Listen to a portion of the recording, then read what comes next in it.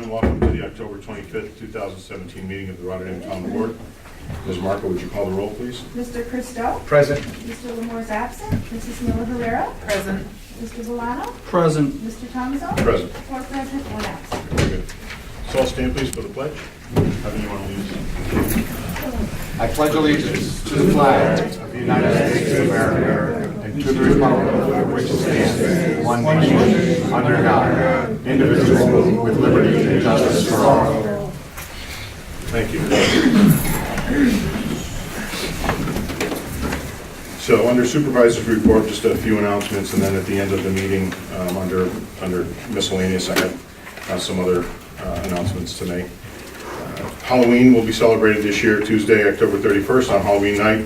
Designated hours for trick-or-treating are from 2 p.m. until 8 p.m. The Rotterdam Police Department is once again asking parents to cooperate by having their children home by 8 p.m. Veterans Day services will be held here at Rotterdam Town Hall on Friday, November 10th, 2017. We will begin at 2:30 p.m. at Town Hall, so please join us. It's a nice event, and you get to meet some wonderful people. And then National Pearl Harbor Remembrance Day services will be here on Pearl Harbor Day, Thursday, December 7th, and we begin at 1 p.m. at Town Hall. And you can visit our website at www.rotterdamny.org for more information if you'd like. At this time, what I'd like to do is invite Frances Sarasi White and her family up. I have a proclamation on behalf of the town that I'd like to present. And if members of the organization would like to come up too, you're welcome.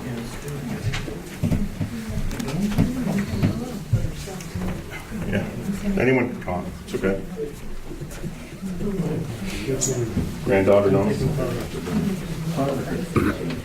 up here. How are you? All right, I'm doing great. Let's go over here so people can see you. You've probably seen Frances around town. For those of you that don't know her, this is Frances Sarasi White.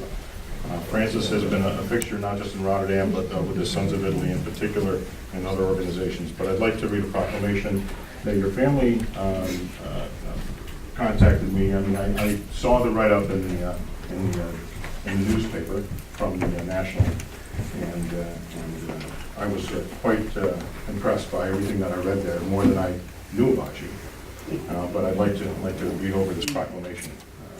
So whereas Frances Sarasi White has been awarded the 2017 Dr. Vincenzo Solaro Award at the Order Sons of Italy in America's 2017 State Convention of the Grand Lodge of New York. And whereas Frances is a devoted member of Our Lady Queen of Peace Parish, where she is a member of the Parish Evangelical Committee and past member of the Parish Council for over 70 plus years.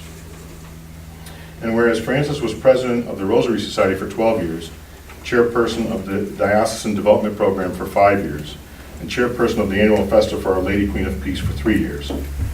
And whereas Frances has been a delegate to the State Convention of the Grand Lodge of New York every year since 1951. Was one of the founders and first presidents of the Cornelia Lodge 1980 of the Order Sons of Italy in America, was instrumental in the merger of the Cornelia Lodge and the Gabriele D'Annunzio Lodge, number 321, and becoming their first female president in 1987. Trailblazer. That's what we should say here. Whereas Frances' greatest accomplishment is her family, her sons, Frances and Joseph, and her 5 grandchildren, 2 great-grandchildren, and devoted sisters, all of whom she enjoys preparing many delicious Italian meals. Now, therefore, I, Steve Thomasone, Supervisor of the Town of Rotterdam, on behalf of the Town Board, Town Administration, and the citizens of the Town of Rotterdam, do hereby extend to Frances Sarasi White our sincere congratulations and commend you for your achievements. Thank you.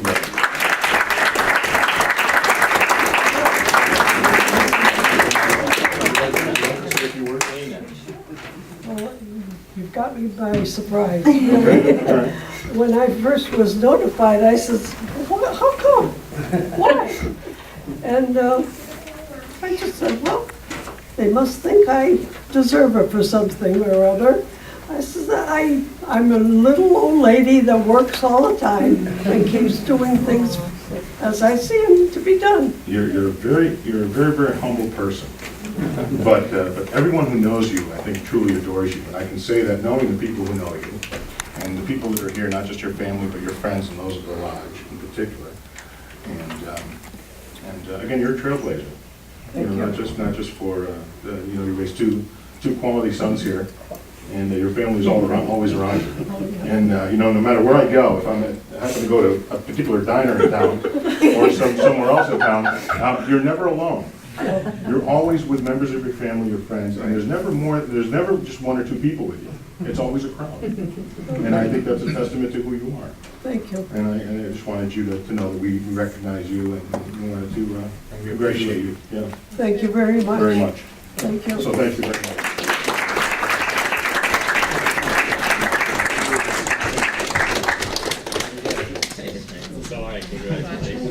See, people snuck up on you. That's great. Thanks, Peter. Thank you.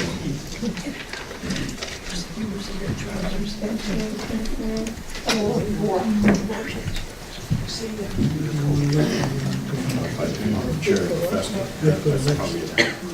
Well, that's a job. That's a job. It's only the festival. It's only a few days, but I can tell you the planning is pretty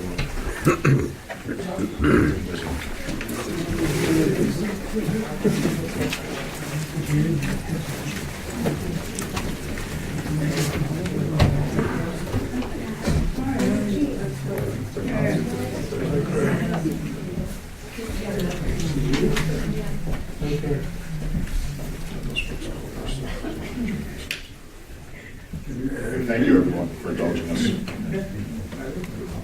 So our first order of business is a public hearing. Number one, Ms. Marco. Request by the SI Group Incorporated to allow the conversion of existing 650,000 gallon tank to an IEQ2 influent equalization condition of a 350,000 gallon tank freshwater sewer diversion tank pump station, IEQ2 pump station, stormwater granular, activated carbon treatment system and interior renovations to building 20 on a 36.40 acre parcel at their industrial facility located in the Aquifer Overlay District at 1000 Main Street in Rotterdam Junction, New York, 12150. Public hearing held open from September 13th, September 27th, and October 11th, 2017. Okay, thank you. Anyone listed that wants to speak? Just in case someone came in late, anyone like to speak on public hearing one this evening? Anyone like to speak on public hearing one this evening? Anyone like to speak on public hearing one this evening? Okay, I'll declare public hearing one closed at this time. Public hearing two, please. To hear comments by the public both in favor and against the 2018 preliminary budget as compiled and vote for and against any items contained therein. Okay, do we have someone? Joseph Gittarelli. Mr. Guerrero?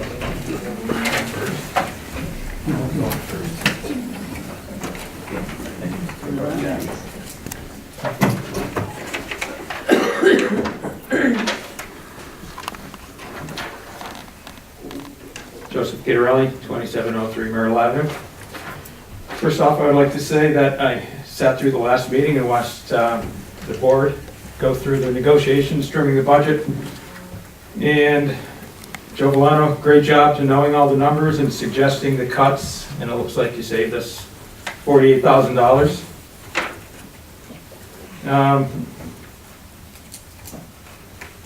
A couple things on the budget.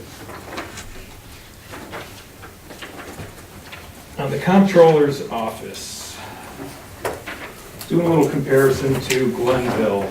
Glenville's similar in size to us as far as population and a couple of interesting things I found. Comptroller's office. So we have an increase by $90,000 from 2017 to 2018, and that number is up $155,000 from 2016. And that does not include benefit packages. There are 7 people in this office with benefits, and you can estimate. I'll speak to him. We're good? No, I'm sorry, Joe. Okay. Having to speak to me, I apologize. I didn't mean to interrupt you. All right, there are 7 people in this office according to the budget. Benefit packages go along with these. The line item total is showing $454,000 for that department. Figure another $100,000 with benefit packages and pension contributions. So we are at a number of about $550,000 for the comptroller's office, whereas Glenville operates at $150,000. We have 7 people in our office, they have 2. Looks like we're adding another person to that office. And I think we have somebody retiring now? We have someone retiring, yes. Okay, so, and again, I'm basing this on the budget, I'm counting 8 line items of salaries. So, again, we're at $550,000 with benefit packages. Well, I shouldn't say that. The benefits, our total budget for the comptroller's office is probably around $550,000. As far as line items, Glenville's at $150,000 without benefit packages, we're at $450,000. That, I mean, that's a difference of $300,000. How are we so off from Glenville in this office? I can't speak to how Glenville operates their municipality, first of all. So I can't answer that question for you. I haven't looked at their budget. Outside of the detail, I know in the past when I looked at their budget, some of the detail wasn't there comparing some of the positions, and I don't know if there's crossover between departments. No, I mean, you asked me a question, let me just finish if you don't mind. If there is some crossover with some other departments where perhaps there are people that are committing to work that the town comptroller's office completes, I can't answer that question. No, actually, I spoke to the supervisor today, and he said there's 2 people in that office, and that is their duty in the comptroller's office. Okay. Does he use an outside payroll service for his payroll? Yes, they do. How much do And they so- spend on that? Well, I was gonna, I actually got some figures on that. So we're processing our payroll in-house. We do all of our payroll processing, benefits management. There are a lot of processes and I guess I would say from a human resources perspective that are accomplished through the state town comptroller's office. Okay, so. As far as, I just want to speak to one of the things when we talk about the dollars here as well. Included in the total is one person that is in the department is retiring, and so I want to have you see the numbers a little differently here. Yeah, no, I understand. So- There's extra money in there for, It's not just extra money. That once that person retires, if you look at this budget and we said, let's say for the sake of argument, they retired right now, or in January 1 of 2018, just as an aside, next year, or 2019, what would happen is basically you'd be down 1 person in this department. Right. So you'd be you'd be about 330,000, not 450. So I'm just trying to give you an idea with. That includes our budget. Right, so there's that. I can't. so that would be, that's why I referenced 7 people in the office rather than 8, because right now there's 8 listed on this, but I know one of them's going away. It's, So back to the payroll. So this day and age, we are still processing and payroll in-house. I mean, that seems archaic. You have Queensbury that's outsourcing, you have Glenville's outsourcing, Joe, Clifton Park's outsourcing. And the cost to process payroll for a company, or even, I called up my payroll company that I use, which happens to be the same one that Glenville uses, to outsource payroll for 130 employees, you're looking at roughly $7,000 to $12,000 a year. It also takes away the liability from the town of errors and. that's also not completely true, because if you're in a business and they misfile your workers' comp or misfile your taxes, you still owe that money. Oh, I know. And then you have to go after the payroll company. Yeah, but we're still to doing pay. that anyways, we're still filing those things. I really don't want to go back and forth with you on this in this forum, but we can definitely talk about that at some point in the future. Mr. I think- Supervisor, Yeah. if I may, perhaps you might have a point that we should be No, outsourcing. I think I have a really good point here. Today, according to what we have in front of us, we do not outsource. So we have to work with the budget based on that number. In a future year, could outsourcing be discussed and possibly cost justified? Actually, But yes. when proposing a 1% tax increase, why would we not look at an office that is over $500,000 to the taxpayers when we could outsource this and probably save $200,000 in this office? There's a lot more complicated, there's a lot more that's complicated in this whole No, discussion. I don't think it is. I mean, other towns are doing it, businesses. Evan, do you outsource at your business, your payroll? I do. Okay, Correct. so, Right, what, but- there's no other hidden things. I've had issues. Nobody's saying it's a bad suggestion. That's not what I'm saying, but I want to just clarify, when it comes to our bargaining units and everything else, there are just a whole host of whole host of changes and differences between whether you're a retiree, whether you're active service, effective, and so when you read the word payroll, that person is also committing to other functions that if we had to outsource, frankly, it would cost us a lot more money, I think. Well, you're saying we're a different scenario than Clifton Park, Queensbury, and We very could, well. and Glenville. No, I don't see that Yeah. happening. How are we a different? How many entity from- FTE do they have? Do you know how many employees they have in those municipalities? No, I You know, don't. I know Queensbury's a lot I mean, like I smaller. said, I think one of the things that I think we all have to get away from is taking one or two data points and saying that this is the reason why something is. That's a misnomer. It's no different than the sales tax discussion that I keep hearing out there all over and over and over again, which again, without which the taxes in Rotterdam would increase by well over 30%. Without So- which what? Without the sales tax that we currently receive. What I'm getting at is that there are, if you want to take one or two issues or one or two data elements and make the point that that is the reason why things are, that's false.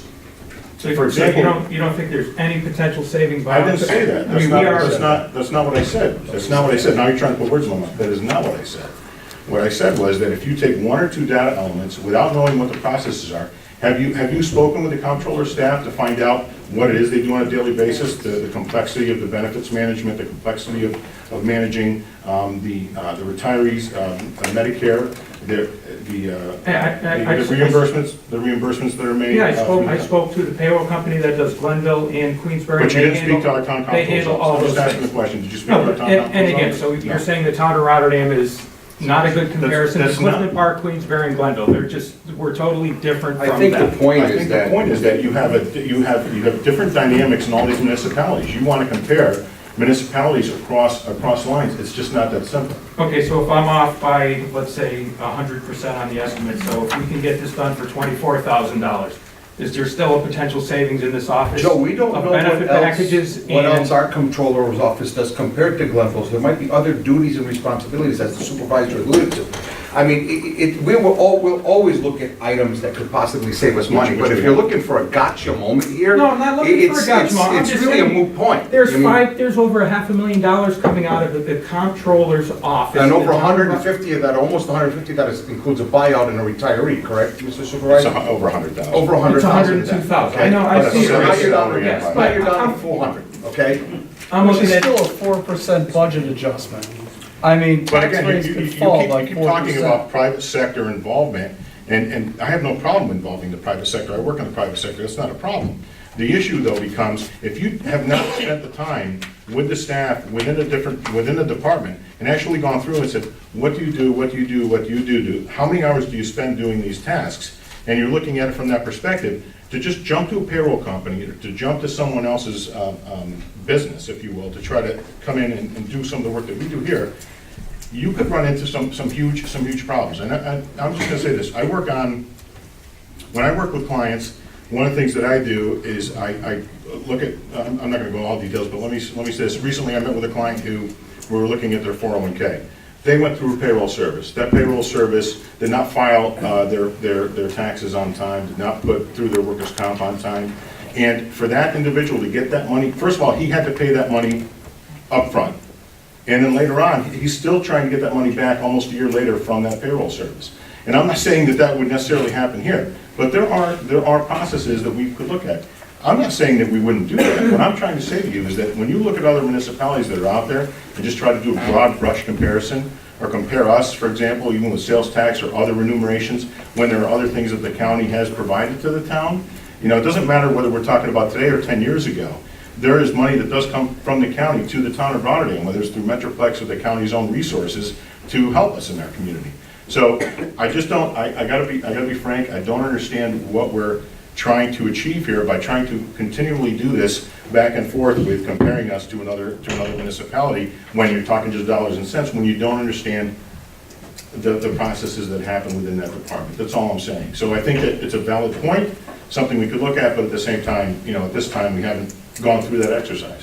so when the one person is retiring out of this office, did anyone think, because I did hear that, okay, not a lot of people know how to do the payroll, did anyone think at any time, hey, would this be a good opportunity to look at outsourcing to a payroll service where now you not only just have one person that knows how to do payroll, you have an entire office of specialists that can handle the payroll, and we're not We relying on one person and one person alone to process payroll. It's more than just processing payroll, as I said. This person does more than just process payroll. Well, and I understand that. You're looking at a job title without looking at the job Right, description. but we have 3 people tagged on here for payroll. Senior payroll audit clerk, payroll audit clerk, and we have payroll audit clerk. This is October 11th. So I mean, we have 3 So senior people on here. payroll audit clerk, that person, that position will no longer exist once this person retires. Well, 1 out of 2 of them. Right, 1 out of 2 of them. What do you mean, Okay, one out of so two? there's still gonna only be one of them. There's only one position, senior payroll. Right, we have payroll audit only clerk, one. and then another audit clerk. Correct. Payroll audit clerk, right. Correct. So you're going from 2 people to right now training someone so that we have this person to replace the person's retiring. We're gonna be back to 2. Right. we have Well, to train- well, we have 4 right now, and we're gonna be going back to 3. That's not accurate. I'm sorry, but the people are actually, Line item 105004 has 2. Line item 12004 has 1. Line item 15004 has 1. let me go through this again, because this is, That- I mean, this that's 4. exercise shouldn't even be happening, but I'll just do it. So senior payroll audit clerk, there It is should a. be happening there's- because everything I'm No, saying is because, just totally wrong. because I Nobody discussed said this. you're wrong. No, you're, again, what I'm You getting made a at is point, but- that even by doing it in this fashion, without showing people what it is we're talking about, is perceptively incorrect and misleading. So let me finish, so Well, I'll answer everyone your has question. this budget Senior- that shows the 8 line items. Senior payroll audit clerk is one position. I just got it at 620. Is one position that when that person retires, that position will be 0. The other position that's in here is account clerk, payroll audit clerk, and then payroll audit clerk. So again, let's go through the math. We go from 3 people down to 2. Is that effective? Okay. So there's not 3 or 4 people. The other folks that are account specialists, that's all of the invoices, auditing the invoices, auditing the records, auditing even payroll, whatever it is. I understand what that Can you is. tell me who's on line 12004? Does that say payroll audit clerk in that line or no? Yeah, that's, Oh. you want me to mention, I said that, that's what, I just went through the math. Yeah, but there's 2 plus 1 plus 1. There's not plus one. There's 3 people, Okay, and we're gonna go down to 2. that's, This is what I'm saying, this is that's, just not. that's not what the budget says. That is what the budget says. That is what the budget says, and that's exactly what the budget says, if you know the people. So, you want me to name them? You've got Audrey, Lori, and Carol. And when Audrey retires, you'll have Lori and Carol. So I guess I'm missing something here in the discussion. Well, plus a hiree, right? No. Okay, so No, the senior payroll audit clerk, and all this information is available on seethroughnewyork.com, so we don't have to worry about privacy. So we have an Audrey, who is a senior payroll audit clerk, and there's 2 people in that position. Who is the other There's person? not 2 people in that position, there's 1 person in that position. Okay, She's the one and the same person. But her number is inflated because we have to account for the monies that are going to be there next year when she retires.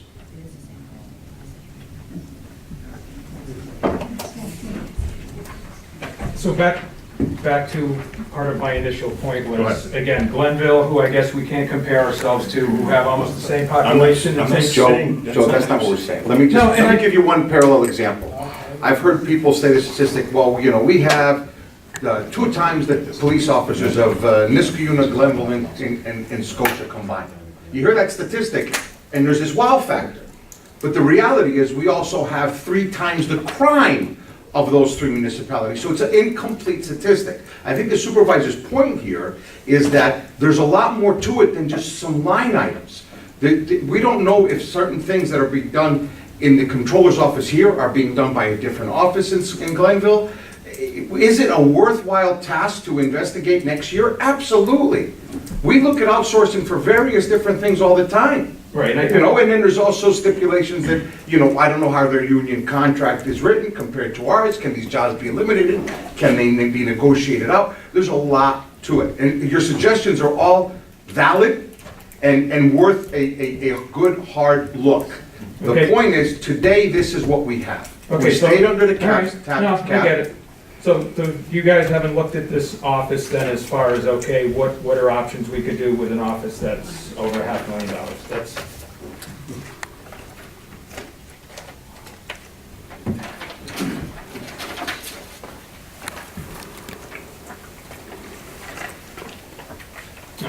another thing, during the budget meeting, Joe Villano brought up the point, Joe Villano and Rick Lamar actually were discussing the law office, and we have an on-staff attorney now, and we used to outsource, correct? Right. So on-staff attorney, does that also include a benefit package? Yes. And pension package? Yes, it follows the CSE and, no, he's asking about. he's Town asking attorney or the- That's okay, he's asking strictly about Kate's position. The town attorney. 'Cause I know in the Yes. past, Yes, it and a does. lot of municipalities hire firms. So Joe, if I was to divert to you, because I know you brought this up and I don't remember everything that was discussed, what are the pros and cons of having in-house attorneys as far as risk and liability or exposure to lawsuits rather than hiring an outside law firm? I'm a firm believer that all municipalities should have law firms as opposed to in-house attorneys. I've expressed that point over the years. Attorneys, especially law firms, know enough not to involve themselves in conflicts of interest. It is very, very easy for an attorney to erect Chinese walls, even if a potential conflict was to come up, to basically shield themselves out. Attorneys are generally very sensitive to avoid that. When you end up hiring a law firm as opposed to an individual attorney, you get the benefit of an entire staff of attorneys, not only to cover absences, but also you get specialists in varied fields. You get somebody who's good at labor relations. You might get somebody who's good at land use, handling planning and zoning issues. You might get someone who can come in and handle litigation and enforcement of code items. And the thing is, as a general practitioner, I realize that you cannot be the jack of all trades. I have to limit the field of law that I end up practicing because I realize that I cannot do everything as well as other attorneys. Everybody should have some focus. And when you bring in a single general practitioner, you end up losing that benefit. So what is the alternative? You end up having that single general practitioner sitting on a payroll. And then you end up having various other lines, such as having a planning and zoning attorney. You end up having a tax case attorney. You end up having labor attorneys. You end up having bonding attorneys. That's the only one that I would say that you would generally sub out in a regular town. You would have law litigation fees. The thing is, otherwise you could just have one firm. Now there's additional benefits here. What additional benefits? Well, the thing is, when you end up hiring a law firm, whether it be a professional corporation, whether it ends up being a PLLC, you end up cutting a single check for the entire year. You're not paying for things such as training. You're not paying for things such as reference materials. You're not paying for things such as health insurance. You're not paying for things such as, retirement. You're not paying for a lot of things. Vacation time. All of those things, particularly a benefits package, would push the cost of a single attorney far beyond the cost of buying, or hiring, I shouldn't say buying, hiring the services of a reputable municipal law firm. Other municipalities, including our sister municipality on the other side of the river, Glenville, which I'm going to hear we shouldn't compare ourselves to, does exactly that. And it's something that has been done in this town in the past. This is not a novel approach. It's something that is simply done. Yes, I'm sure Mr. Cuevas spends all his time devoted specifically to Glenville's needs, responding to every phone call instantly and email. I've never had a problem getting a hold of Mr. Cuevas at any time.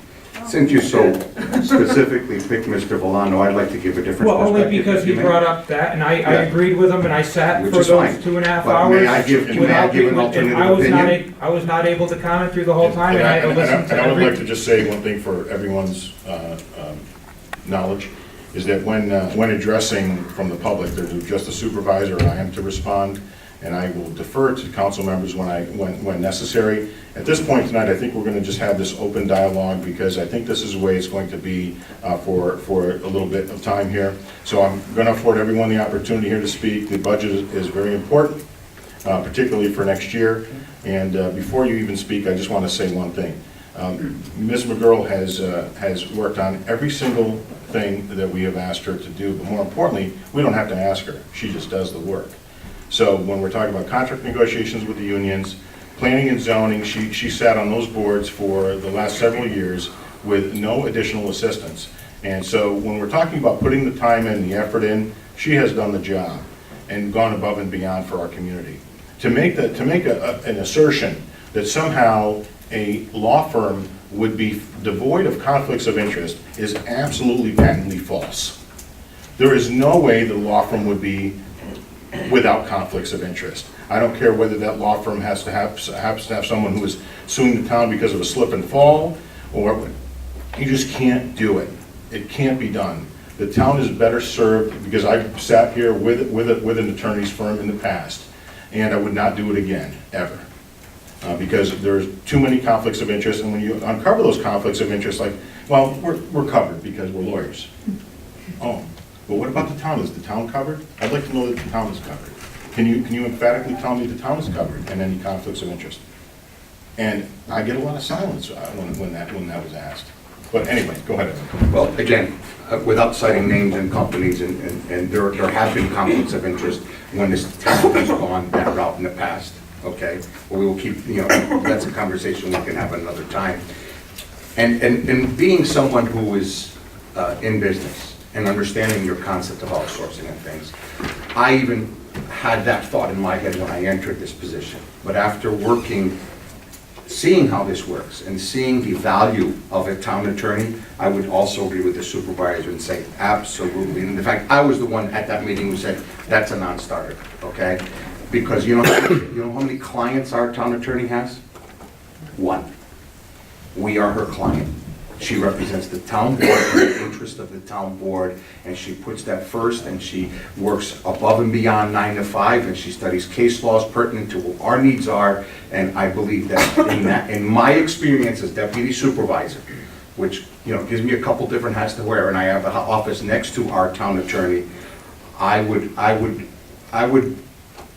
emphatically agree that having an outside firm would no way provide us the same level of service. And again, I'll be glad at another time to share some of those conflicts of interest with you and have that discussion.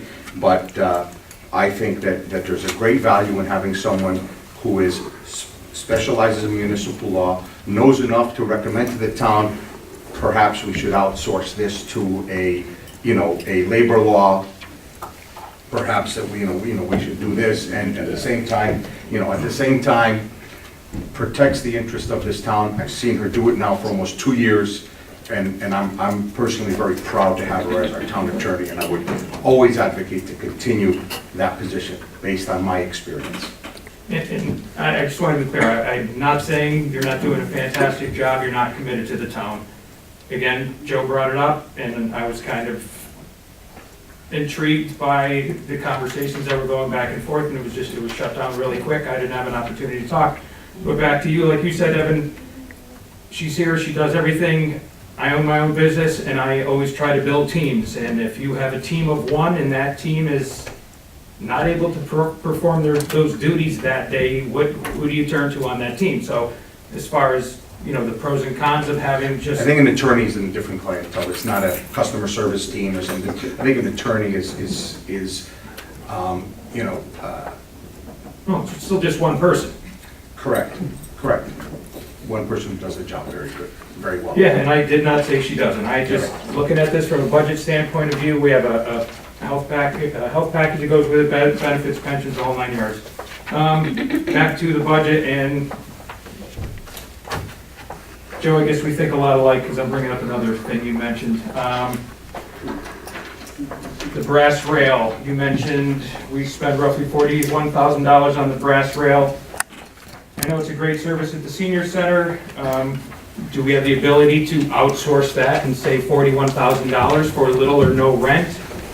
and let someone else take that over so that they can, if we charge them little or no rent, they can still keep costs down to the seniors for food. I know over in another town, and we won't mention their name, Catholic Charities actually serves food in their senior center, in their kitchen. And it's kind of out of their hands, and it's just something they don't have to deal with, and it's barely on their budget. So again, I did agree with you, Joe, as far as saying, hey, here's something, why are we in the restaurant business? Again, it was $41,000 combined.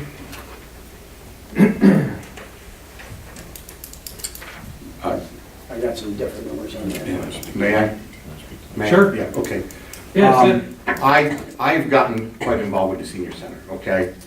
And I also agreed with Joe that night, if you recall, that it should not be a money pit, okay? And I had suggested, give me one more year to see if I can get it in line based on my experience in the industry and some of the changes that we've already implemented, and see if it's still worthwhile, okay? Right now, it's pretty much, you know, it covers everything but the employee's salary, okay? Which, for me, it's losing money, it's bleeding, okay?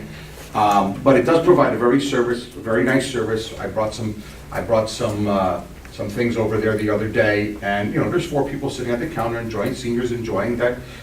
Jack, I think you can speak to, you attend, you know, you go to the brass reel occasionally? Yeah. Okay.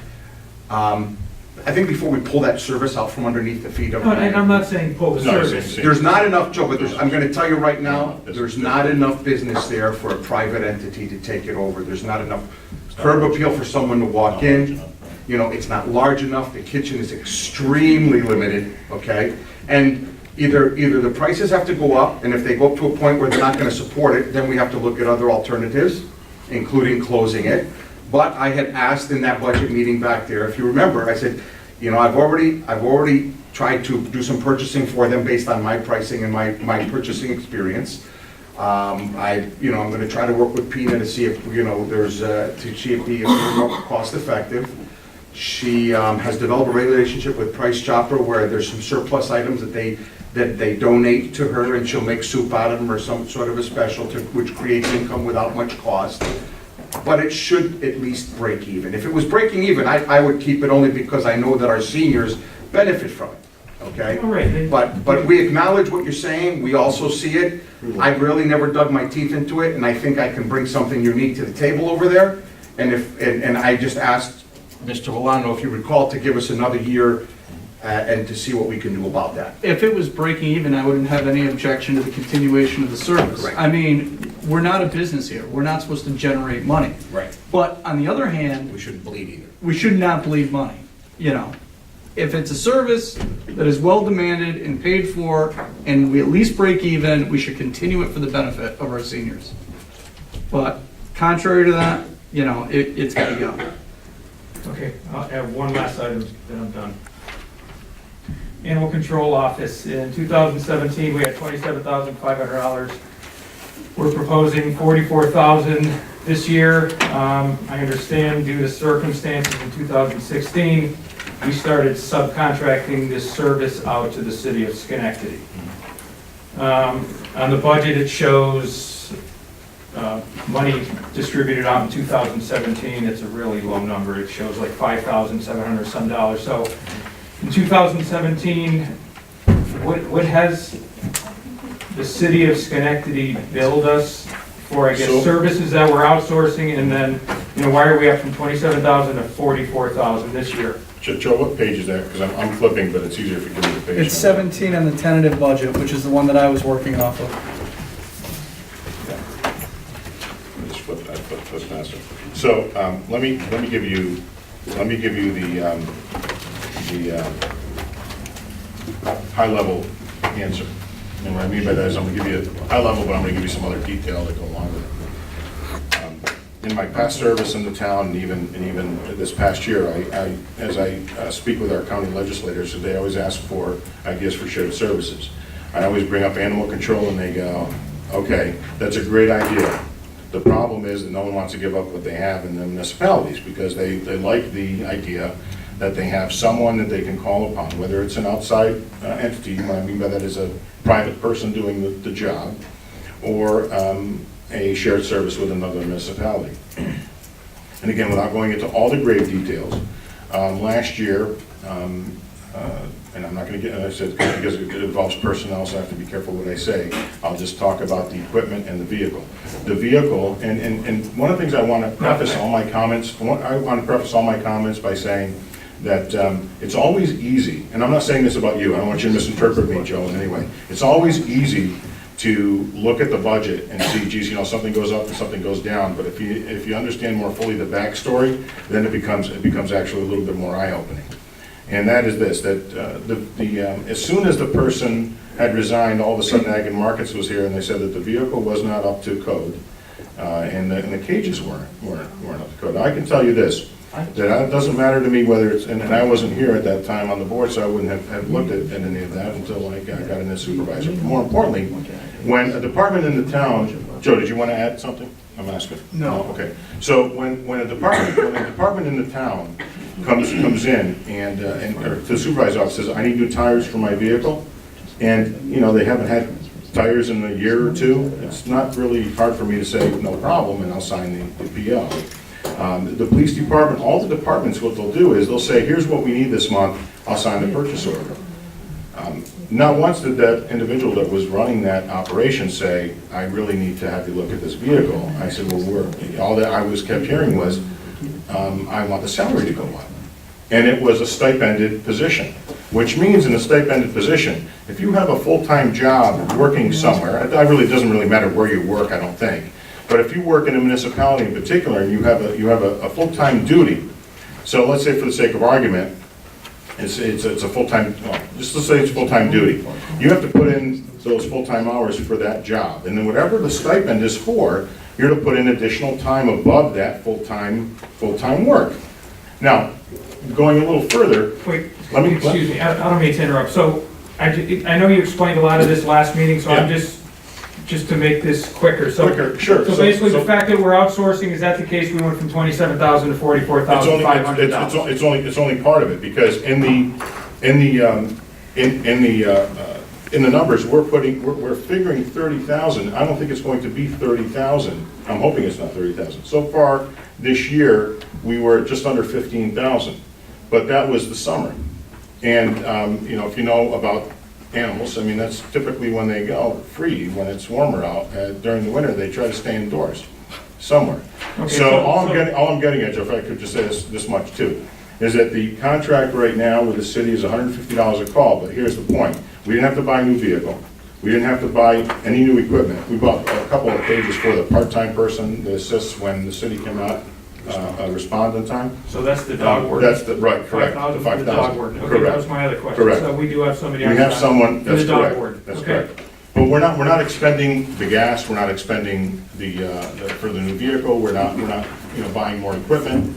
That's something that's being done by the city, and they do a phenomenal job, I think. You know, they respond quickly, and we do audit what they give us. So, you know, at the same time that we received invoices from them and billings, one of our staff went through every single call and found, I forget how many, maybe a handful, so it was a handful of 5, of calls that were not accurate, and obviously we didn't pay those. Okay. You know, so I'm just saying, we were not, it's not something where we're just saying, you know, we're writing the city a check. That's not the case at all. Okay.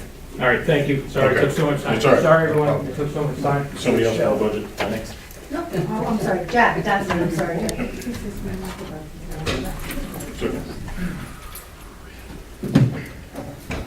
Good evening, Jack Dotson, 1311 Cipriano Terrace. Good evening.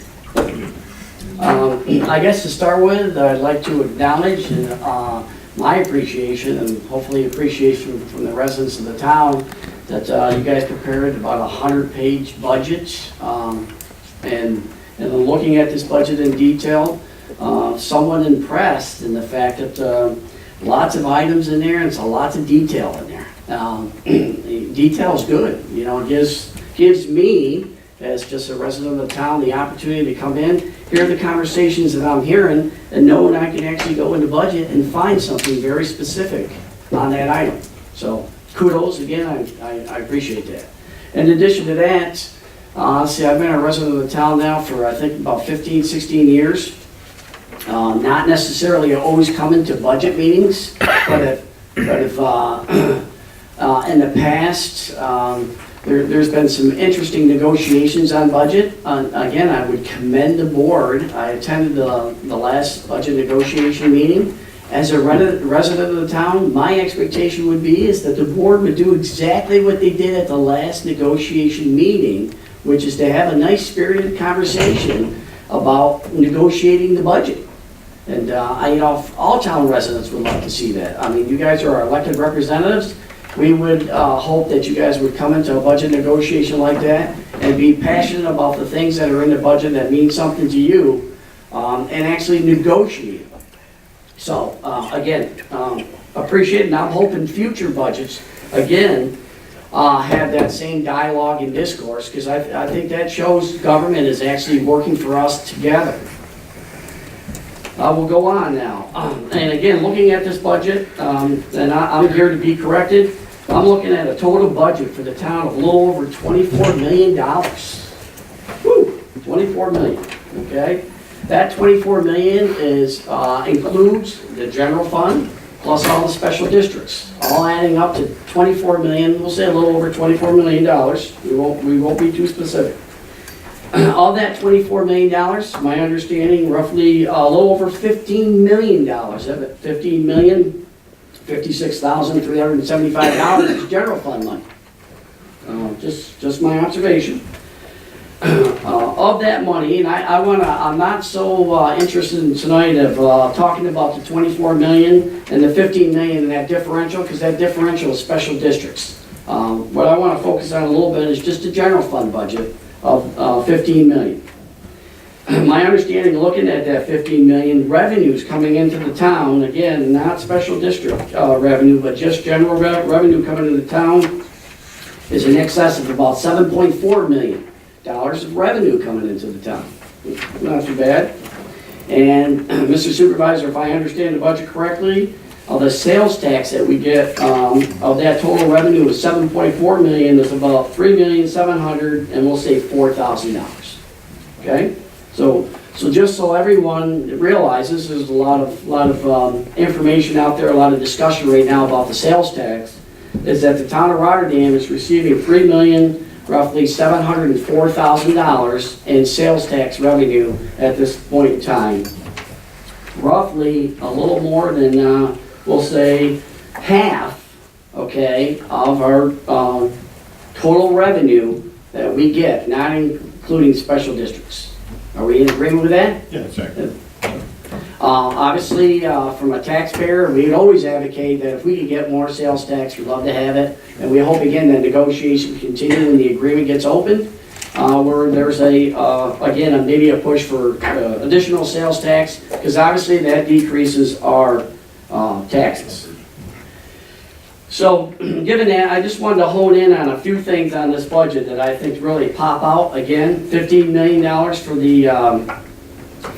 the budget. The general fund portion of that, roughly $2,335,000. The one that was very striking to me, and I think everyone has this conversation, is the budget without benefits for the police department is just shy of $6 million.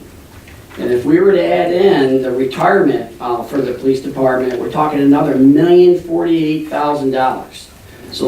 So the police budget in the town of Rotterdam is $6,985,967.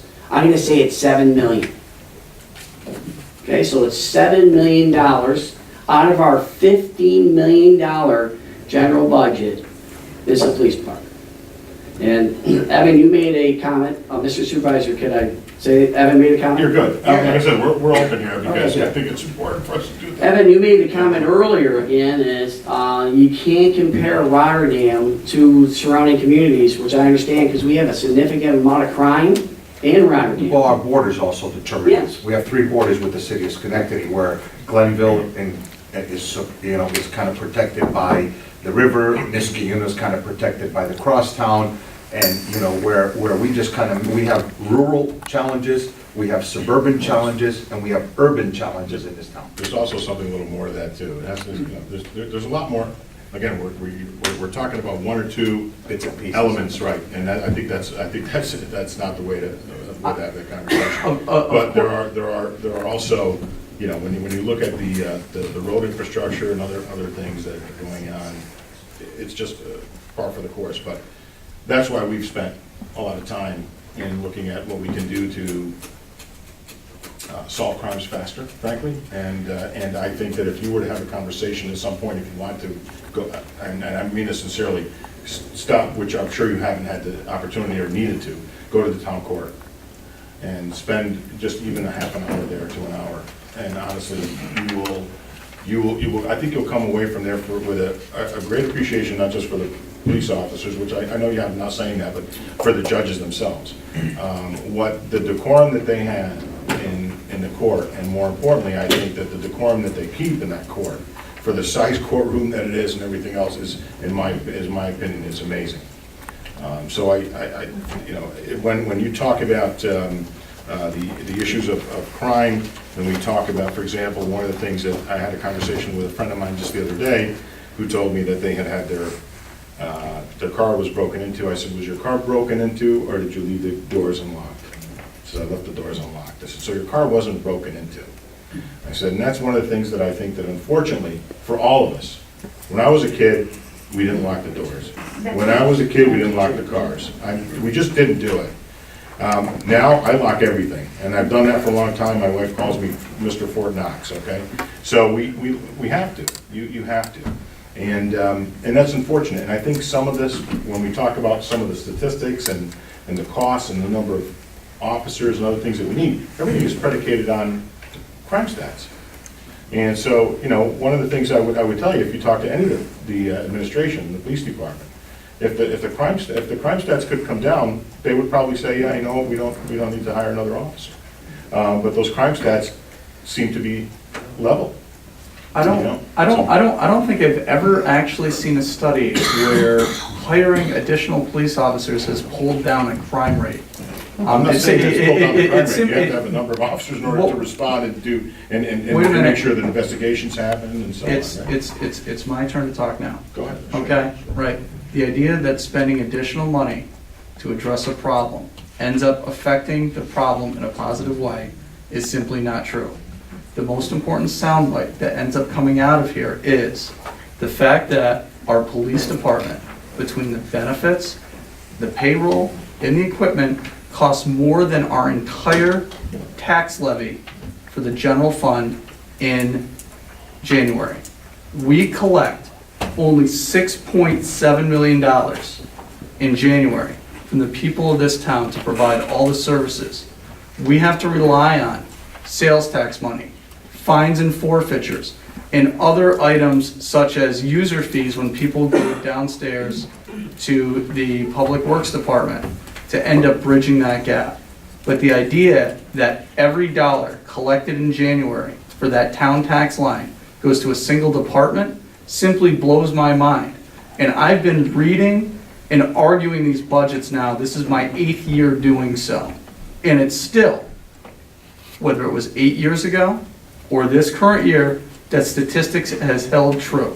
Whatever we collect, we turn over to 101 Princetown Road.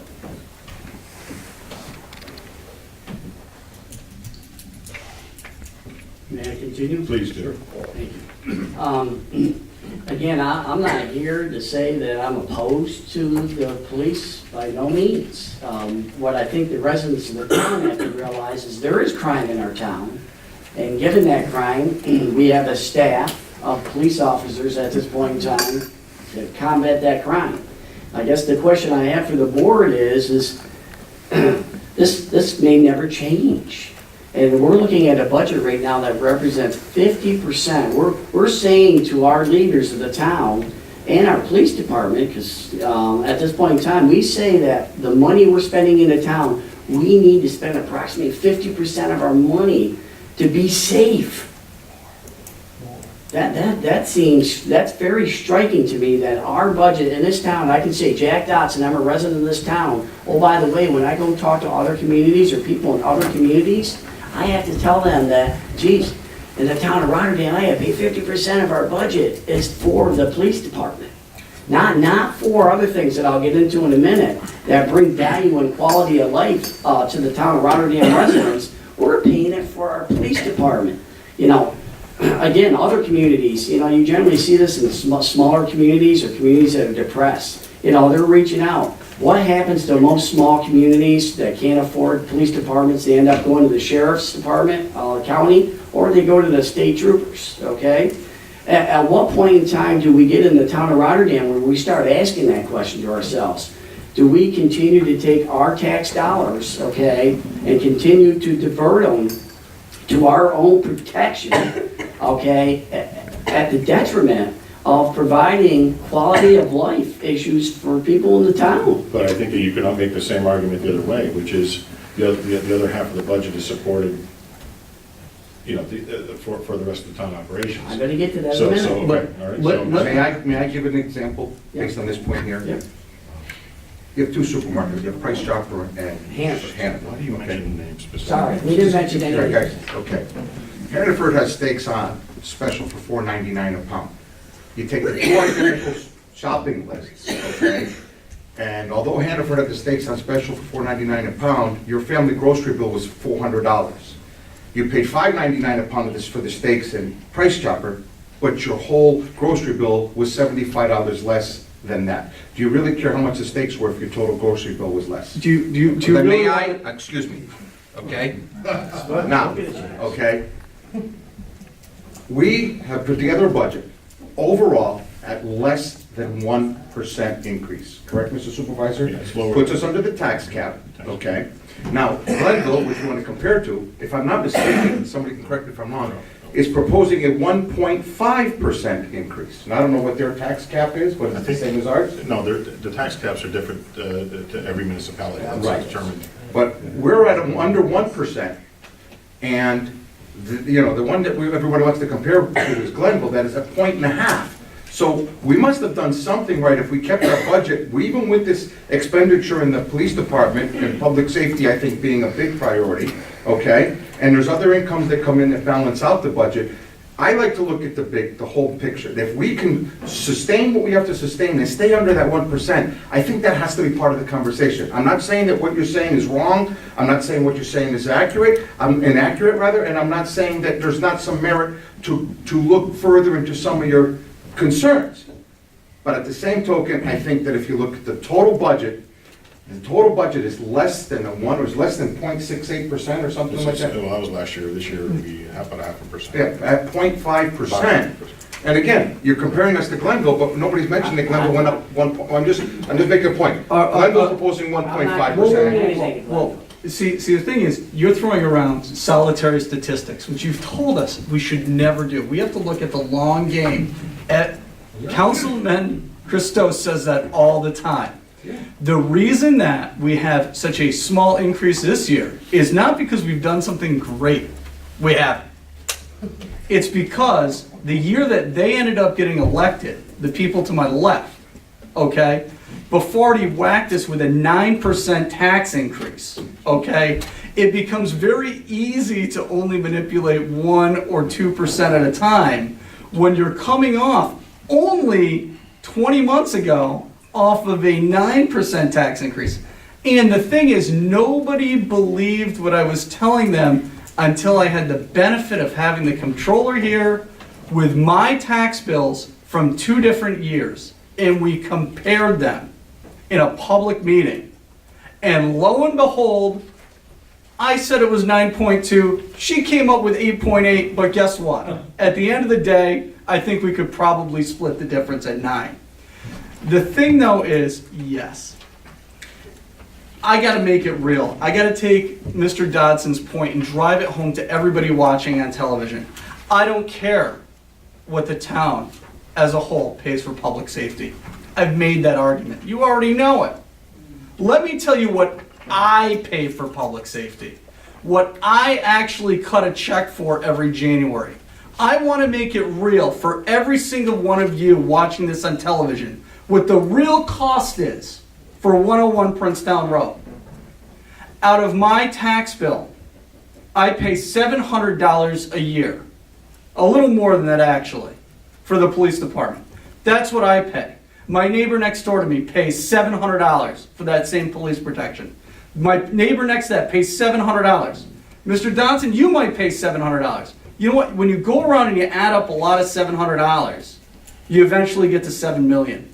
But that's what my individual cost is for protection. Okay? There is a way to find out what your cost is. I don't expect all of you to sit down and to do the mathematical calculation to figure out what your individual cost is. But it's going to be on your January tax bill. And it's easy. Has anybody in the public here or watching this on television actually looked at, line by line, their January tax bill? Of course not. You look at the bottom line. I got to pay whatever. Right? I'm asking all of you to look at the line that says town tax. That individual line is your personal contribution to 101 Princetown Road. It's actually a little more than that, but it will give you a very good idea of what you are personally providing out of your pocket for the safety of this town. And it's a shared responsibility, but at what cost? The whole other half of the town operation that, outside of, if you want to say, is everything else.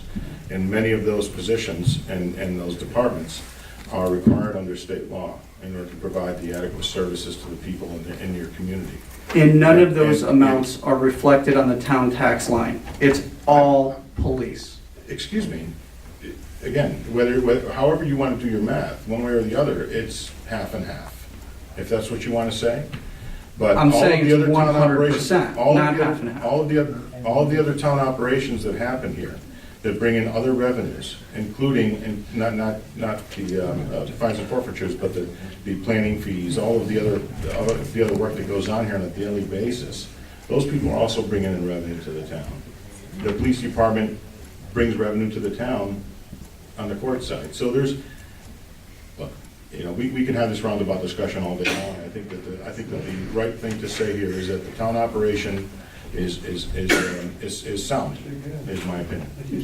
The right discussion is that the police are too expensive, but, we could have a lengthy debate on this, okay?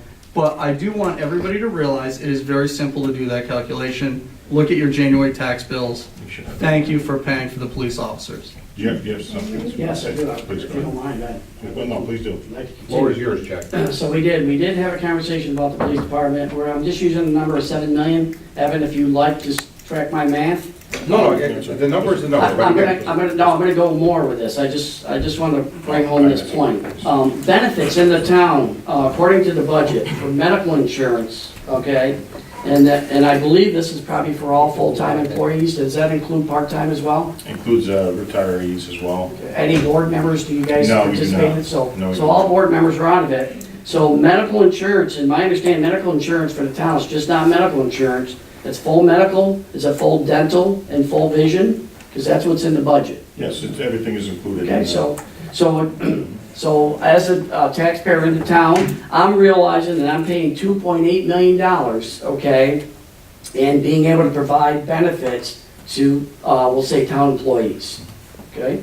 So I'm up to 9.8 million in 2 items right now, Evan, just tracking this budget here. And then the general fund portion of the budget for the town here is $2,335,000, okay? There's 3 items in the budget. So far, we're at $12,135,000. In addition to that, I'm an owner of a business as well. I understand that I got to pay payroll taxes and all the other federal fund taxes. And in this case, for the town, it's state retirement, Social Security, and workers' compensation. They all add up to another $1 million. Okay, so Mr. Dotson's sitting here looking at numbers, and I'm saying to myself, I started out with this budget for $15 million, which is the general fund, and I'm at $13,135,000 on 4 line items, major line items of the town of Rotterdam budget. $13,135,000. And I came here to talk again about quality of life in the town of Rotterdam. That tells me that the remaining budget is roughly, for everything else, it's about $1,865,000. That's the quality portion of the budget. You know, what's in that? All the, the basic things that you need to provide as a municipality. And I won't hit them all, but, it comes down to doing the traffic control. We talked a little bit about the animal control, safety inspections within the town, big item, street lighting, I could get the sidewalks, hold on. Our parks, which are very, very important, that's a pretty significant line item. And for me, again, planning and refuse garbage, the compost, about $88,000. We have a closed landfill here that's costing us $64,000. Again, all things that municipalities have to deal with. I start taking those out, and then it's getting very small, this quote, quality of life. So then it comes down to, what's for the people in the town of Rotterdam from the quote, quality of life? What do we have budgeted for the people in Rotterdam? I know during the budget negotiations and being involved with some of the development that's occurred in the town, Mr. Supervisor, you mentioned that sidewalks are important. Sidewalks are very important to me. A community needs sidewalks for their residents to go out and exercise, okay? To be able to go out and enjoy their neighbors, to enjoy their town, to enjoy the beauty of this town. We budgeted $25,000 for sidewalks. Oh, hold on. And I listened in the budget negotiation meeting again that, we do have development going on in the town, and we do need to start budgeting for sidewalks. I just can't believe that we're here today in 2017, and I look at I drive every day Altamont Avenue and Curry Road, and I see the new Trustco Bank going in right now. It's in, and I see all those apartments going by it. I see that we required Trustco to put a sidewalk in there, and we did nothing more than that. And now I see these apartments that are going in there, that, There's more coming. we need, as a town again, is development should include sidewalks. It's not always something that, the town should still plan for it. There's money. Many communities use their money from the federal government to do sidewalks, and they have actually a sidewalk program. I've never seen a sidewalk program in the town of Rotterdam, but we really need sidewalks. Let me answer that for you okay, a little bit. So I agree with you 100%. And that's, so with what we've started here is a small amount of money, which is the first time that's ever actually been placed in the town budget. That's first off. Okay. Secondly, we just received some notification through CDTC, which you're probably a little bit familiar with, the Capital District Transportation Group. And what's going on there is there are opportunities from time to time for federal money to come in, but we have to get the state and the county to work with us, because all these roads that you're referring to are state or county roads. And so we are looking at, we're going to be identifying in this coming year, because that's when the grant application will actually be applied for, that we're looking at. Crosswalks, the lighting that's necessary, more sidewalks. But to your point, one of the things is that project continues to develop, there's more sidewalks that will be put in as well in front of that project. And the $25,000 is definitely a small amount of money. But at the end of this year, what we will be doing is, and we've done in the years, this past year as well, we'll be setting up for all intents and purposes, a reserve account, and it's going to be for sidewalk construction. So you'll see more money than the $25,000 actually put in. Now, what will that number be? That'll be a number that'll be something that'll be discussed among the board members and the town comptroller, et cetera. We typically get our final numbers pretty much by the end of March. We know prior to April 30th, when we actually have to file with the state comptroller's office our final numbers. We'll know what we have. And I'm hoping that we can put in, a substantial amount of money. And I'm not talking about another $25,000. I'm hoping we can put another $100,000 in there or more. So that this way, what happens is, as we see these projects occur, we can work with those developers and say, okay, here's what we're going to do. We will go in and we'll match it dollar for dollar, but you're going to go from, I know it's not in front of your development, but you're going to hire the people to do it. I really don't want to get involved with DOT, but we do, don't misunderstand me. But we want you to go, to join up with that other sidewalk, or we want you to rip out that macadam, that blacktop, and put real sidewalks in. We're going there. That's what we're doing. Now, That's where part I'm of going the though, plan. it should be a plan, so just think It's about part of it. the plan. You know the We're town as well as I doing do. a town-wide analysis. I can walk from Hannaford's, okay, up Altamont Avenue, okay, to Price Chopper on the sidewalk. Yes. Okay? It gets a little dicey walking in front of the gas stations as you go to Stewart's, okay? I can cross over to the church, okay, the United Methodist Church, I can walk a sidewalk, I can go underneath the bridge. As soon as I get to the other side of the bridge, my sidewalk's done.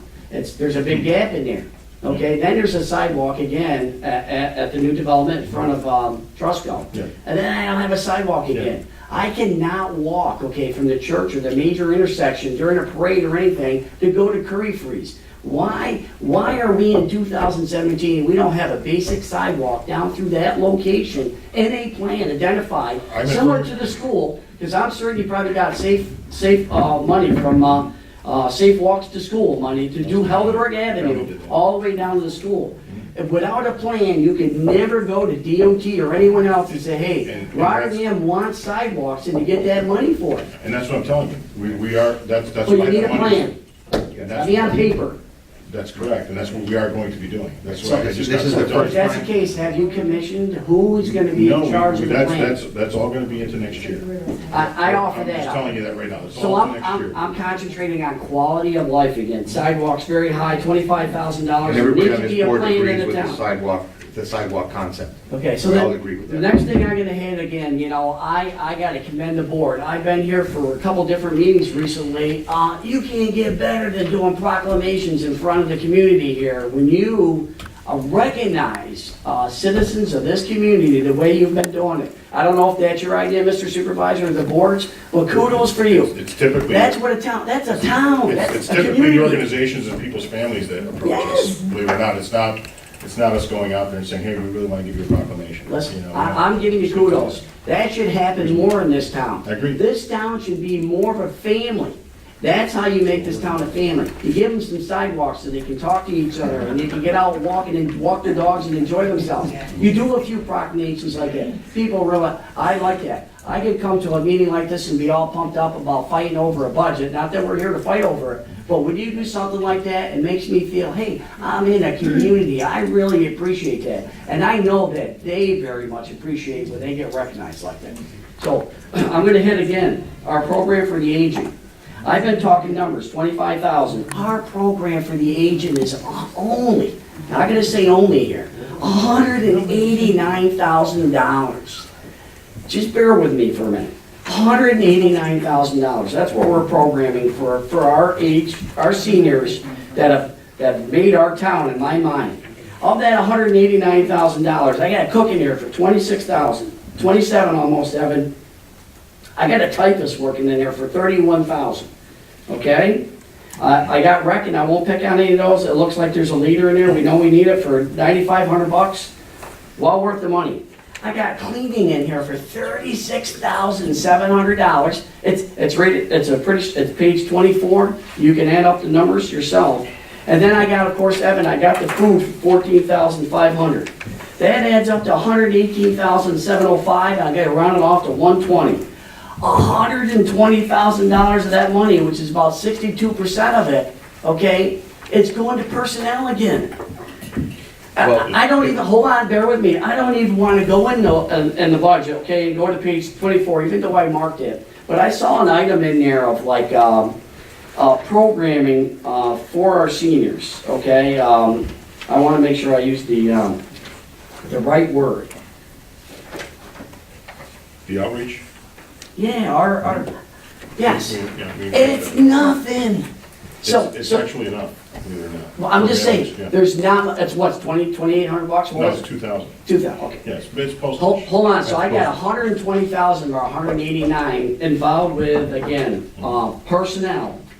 postage. So, I mean, I'm not even gonna, you guys know better than I do. I played this whole cleaning game for many different buildings, with churches, with large office buildings. Again, I understand cleaning's not cheap, especially for a big old building like that, if you want it done well. I'm just telling you, there's a lot of money being spent there. In addition to that, we've already had a conversation about the brass rail. That's $40,000 on the appropriation sides, and we're bringing in $22,000 in money, okay? I too, as you guys very well know, I am an engineer for many, many municipalities throughout the state. I go to a lot of these towns, and they have their senior luncheons. Some of them do it every day of the week. I can give you a good example of a place up in the town of Lee, beautiful community in Nutted County. they have luncheons for their seniors all the time. You gotta ask yourself, for $40,000, you could bring in quite a few luncheons from some pretty good restaurants here in the town of Rotterdam, because we love our restaurants in the town of Rotterdam, okay? You could really do a justice to those seniors in there. So you gotta ask yourself, do you turn it around, or do you give those seniors an opportunity to really enjoy themselves again by redirecting some of that money to maybe something that's better spent? If I could tell you a little bit about the operation there and give you a little bit more information, insight to it. First of all, the town has to, it's a balancing act, because we cannot do for one that we will not do for all. I understand. Okay? So let me start there. Secondly, the other thing is that most of the services that are committed to there on a daily basis are by volunteers. So that's one of the reasons why you don't see the increased costs in personnel and oversight, or even, frankly, for programming.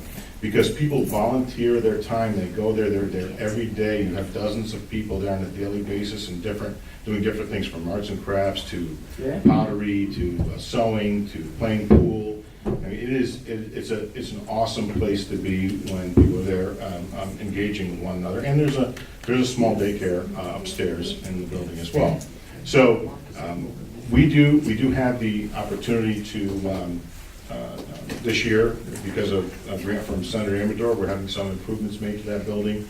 And I also think that one of the reasons why you see a little bit more money there for the outreach is because we recognize that more needs to be done to let people know what we have there. We've done outreach in the past, and we have to do a little differently now, because the internet is obviously aware, and most seniors are actually on the web. So there's a lot more we're going to do different this year, but know that most of the services that are there, thankfully, are committed to, and they're engaging with one another rather than have us have to do it. And that's a very large facility, and there is a lot to do there, whether we're talking about the cleaner or the 1.5 basically FTE that work in the office, and the other person that works as the cook. It's for an operation that size, it's actually very low from an expense perspective for us, in my opinion. But again, I think that we're blessed to have the people that are there, and you have a senior association that's extremely active. I can't recall exactly how many members. Is it 200, 300? I don't remember how many. 401. 401. So, and they're all engaged as well. So what I'm getting at is, even the senior association, they commit to projects in the building. They do a lot there. They're always there, meeting on a monthly basis, and sometimes more often with events. So there's a lot more to it than this. And again, because we have such a large senior community, thankfully most of them are active. You know, we're not having to really do a lot to attract people to come there, really, because they're already there.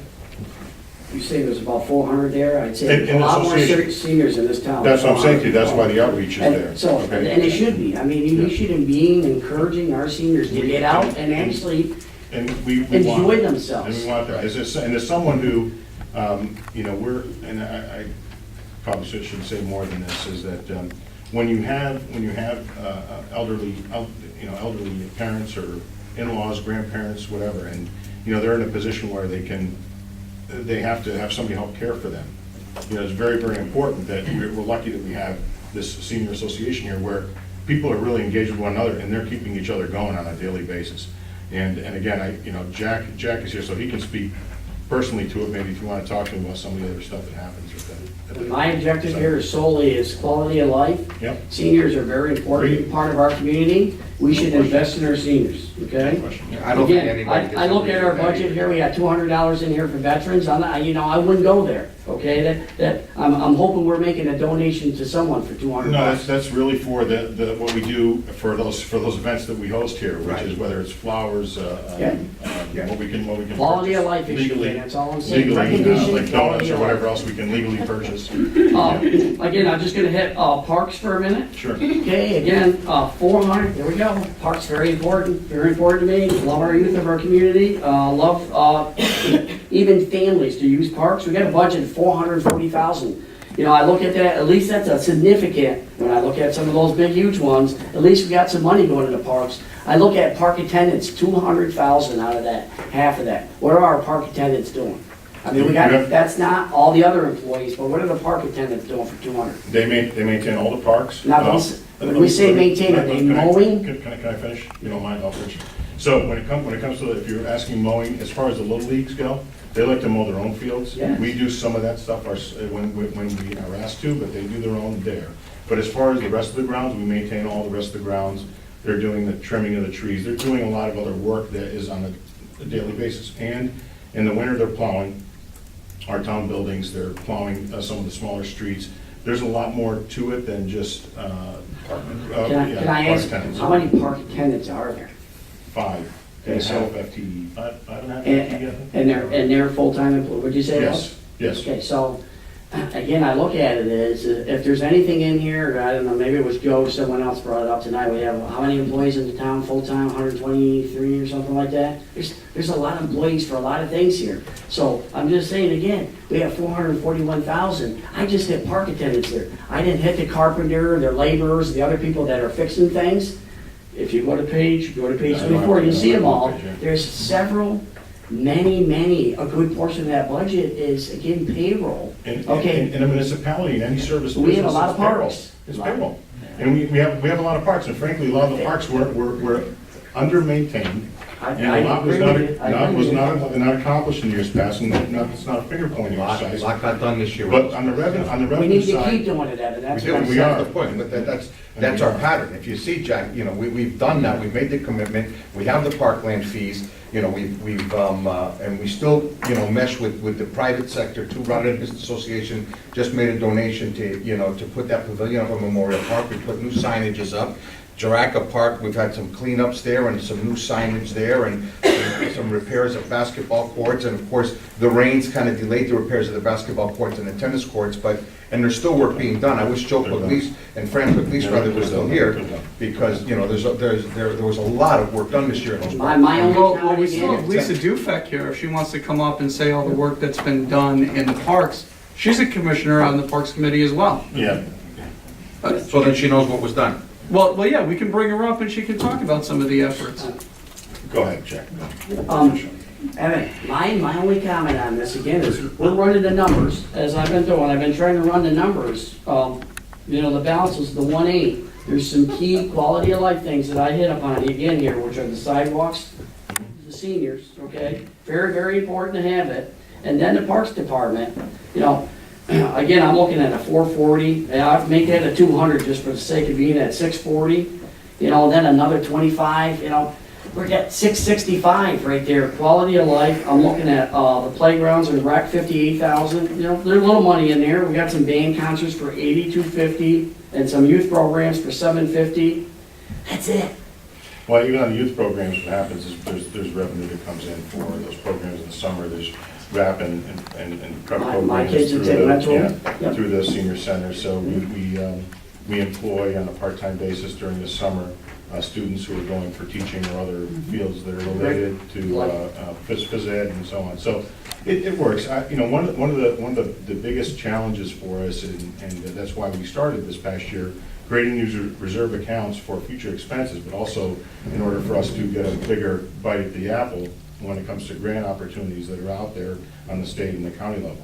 I mentioned a couple of things later in the meeting at the end, but I think we're well positioned for the coming year and beyond when it comes to sidewalks, parks, seniors, et cetera. I think that we're in a good position because we have people that on the board and people like you in the community who want to see those things happen, and that's been the focus for us for the last 2 years. So we're moving in that direction. I hope that you'll be pleased perhaps next year when you see some of those results, particularly on sidewalks and some of these other initiatives that I personally think you're going to be pleased over time, that you'll see some results of development that'll bring in the kind of parks, land funds, and also in particular sidewalks that are needed. And that's working with the state and the county, as you're well aware. All the main roads in town are owned by one of those two entities. And so, and all those roads intersect. So when we go out there to apply for grant funding, we need resources there to show what our what our contribution is, and that's, we're starting that fund to do just that. So Again, know that we're working on it. I'm only advocating this budget and for future budgets, that residents of the town realize, again, that the quality of life numbers in budgets are extremely low. I Okay? and We're paying for municipal services, which we need to have in a municipality, Right. but there's little left in this apple for But things quality- that are meaningful in this community, quality of life. Quality of life also is all those people that commit themselves, that are police officers, that are committing themselves, that work in the highway department, that are committing themselves, that work. I'm all- Don't Supervisor, misunderstand. I'm So all for you that. understand what I'm saying? So Yes, I do. when you say quality of life, there's more to it. I get your point. I don't want you to I misinterpret. just want you to budget more money in the future. Let's look at, and when we negotiate next year, and I come here and I see you guys having a good spirited conversation, recognizing the budget, that people are paying a lot of money in taxes, and we don't allocate enough of our resources to the very meaningful things in people's day-to-day lives. And I'll leave it at that. Okay, thank you. Yep, thank you very much. And I won't keep you on. Lastly, I want to hit planning. You guys have a budget in there, 178,000. I got caught 180. Okay? I'm going to stand in front of you right now, and being a fiscal conservative myself, and I'm going to tell you, you're under budget. Look at what this town's going through, okay? We can have this spirited conversation about the need to have a town attorney, okay, either on staff or to go out there and actually use them as a consultant, okay? We have a great planner, okay, in-house here. They're overwhelmed. There is a lot of activity going in this town. You know where I stand, okay? We spent some good time in the early spring and summer going through some projects here. There's so much information that comes in here on these projects, okay? I cannot understand how this town expects a few employees to get into the level of detail that I might, as a consulting engineer, to be able to address my questions and to keep this town going on the right direction, okay? For the kind of budget and the personnel that you guys have here, okay? We utilize maybe a different process than some other municipalities when we hire town designated engineers. And so, you know, the developer is paying that bill.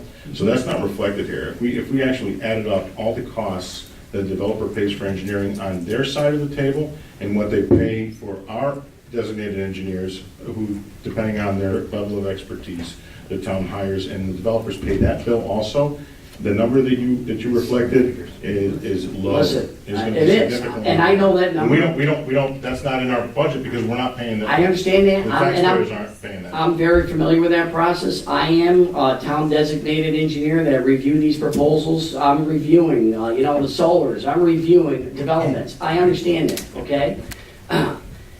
Even given that, you take, okay, any development that comes in this town, I understand that might go off to a town designated engineer. At the same time, town people, independent of your consultants, should have a very good handle on what's coming into the town and the type of projects that are coming into the town. Okay? At this point in time, my look is, in the last 4 to 5 years, the town is reviewing nothing in my mind but apartments. Okay? That's not accurate. We have a lot of commercial development going on. Listen, there's everything that's occurred in this town in the last several years, we've really had enough, and it's more the marketplace driving it. It is the marketplace. It's not, and I'm not saying I'm just saying that that's what's going on in Rotterdam and many other communities. Who was the apartment expert 3 or 4 years ago? None of us. Are any of the people in the town realizing that, hey, now, just due to economic forces, I could have been in this town 5 years ago and may have smiled, I won't say laughed, at a developer that might have been throwing up in apartments in a community that I thought was, single family residential going up all over. We could look at Helleberg Metals, okay, that was going on. And at the time, they had townhouses going in there, condos. That was a minimal part of that plan. Who would ever known back in planning at that point in time that we would turn, 180, and it would go from those single families into the apartments that we're seeing? If you recognized that 4 years ago, Mr. Supervisor, I wish you had told me, because I would have approached things much differently as far as an investment standpoint if I knew that. So what I'm trying to say again is, There was a major change because of economic forces in this town that drove development in a different direction. And what I'm just saying is, I'm not so certain that we were on top of that, given who we have for in-house personnel, okay? And the number of people that were here reviewing this stuff. Yeah, I don't think that has anything to do with it. When you say economic forces in the town, it's really choices that people are making for housing. Whether they're single. I'm gonna call that people, economic. couples, right? Their own economic I forces. understand what you're saying, but I think that we also have to go a little bit above that. People are making a Conscientious choice, decision. conscious decision to rent an apartment rather than buy a home. Exactly. If that weren't the case, we would have developers coming here to propose another housing development. And they didn't, that's what I'm And saying. They're not. And that's not, that's. So we've gone, and you correct me early, I'm gonna say we've gone into an apartment mode, okay? The forces in this market right now are apartments, okay? That's a I've fact. heard from people, believe it or not, that are living in Saratoga right now, they're moving back to Rotterdam because they have the apartments that they're looking for, so they'd be closer to their families. So, So there are people that made choices that moved out of our community into other municipalities. And I know you're not gonna, some people don't believe that, but it's true. I'm And not gonna so now they're discount coming it. back because those apartments are available. okay, so hold on. It's true, I'm telling you. Mr. Supervisor, what I'm asking though is, okay, that's been what's happening in the town. What vision do we have, okay, in planning relative to, have we done the market study that says, we want this, our plan, okay? Our comprehensive plan. And does it address, hey, we in the town of Rotterdam will take up to X apartments before we say, okay, we want to put the brake on that a little bit and maybe move into a different direction and develop other portions of the town? I don't think that's a question that I can answer for you emphatically, that town planner should be here to do that. But I can tell you this, is that our comp plan addresses those types of expectations, if you will, changes that happened in the dynamics of people's personal lifestyles and their housing choices. But what I think we've been doing, and you see that this past year, is we're trying very hard to put in new zoning classifications that work for the future, like our solar law and other laws that we'll probably put into place over the next 2 or 3, 4 years. But more importantly, we'll be updating our comprehensive plan to talk more to what you're referring to. And also more address, which we have, but more address specifically like parks in the western part of Rotterdam and some other things that we need to make sure that when you're talking about quality of life, that we're enhancing it and not diminishing it. Exactly. So I'm with you 100% on that. None of these things happened overnight where we are today. If you look at the town, how it developed out, there was a lot more in the way of, I'm gonna say, depending on who was on the town board, this is what we want to see happen, whatever it was. We have a comprehensive plan, that has a vision to it. There is more to be done, and you're gonna see that happen over the next year to 2 years. Right. My frustration, Mr. Supervisor, in this is, again, I'm gonna come back to Curry Road and Trusco and those apartments. Those people that are gonna be in those apartments are gonna walk out of those buildings this spring to nowhere. That bothers me, okay? That's the thing I'm looking at from a planning standpoint. There's other development and other things that are happening in that general area that I'm gonna tell you that you'll see that change. Are you promising me a sidewalk in the next year down on that section of that? I will Please make that a priority. I will tell you this, it's a priority for me to have sidewalks, number one. Number two, we'll work with the state, we'll work with the county, as I said earlier, and we're going to work very hard to get those sidewalks. Whatever applications we put in, whether we're going to DOT or to the county highway directly, either they're gonna expect us to fund or provide some of the funding for those changes. And again, all those county and state roads intersect, so we have to have a master plan for all of the main roadways, which we're going to do next year, and figure out how to fill in those sidewalks and who's gonna do the work. So Okay. then And where the money's gonna come please from. confirm to me then that all this work that's being done on Helleberg or Hamburg Street That's all sidewalks. is gonna be 100% DOT 100%. sidewalk, Sidewalks, Absolutely. streetlights, new water all the line. way from the circle, Absolutely. all the way to the bridge. Absolutely. Correct. Okay? Correct. That Because was, that's the way it should be. And also, just to give you another piece, we own a piece of property that right now people walk through on their own from Colebrook, which we're going to beautify and create more of a lighted area and sidewalks to come in to Hamburg Street. So that people that live in that neighborhood will be able to to connect right in. Right, they would So go to Stewart's and have a nice week. we're doing those things. We Again, want you on career I road. wish, if I had, you know, when I say it like this, if we had the ability to just go and do all this work tomorrow, we would do it. I'm telling you right now, we would do it. And to me, it's the quality of life, it's in the budget. What we have to do is recognize that there are needs that we have to have here, we can't get out of them, but there are quality of life budgeting that, it'd be nice. Thank you. Just two little minor things in the budget. There's an item in here for life insurance for $750. You know, I'm just. We have some retirees who, I believe that's the line. We have some retirees who, in the past, you know, we're talking. Yeah, you offer life insurance? Yeah, in the past. And you gotta That's keep what- the policy, Yeah, that's we gotta fine. keep those going, yeah. And then insurance on page They're waiting 32 for us. again. Mhm. You know, I already got my medical that includes medical, dental, and vision. It's independent of the police officers, but there's a line item in here for $10,725 for insurance. Is that the, that's? Is that, what's the scoop of that? It's on What page 32 in the budget.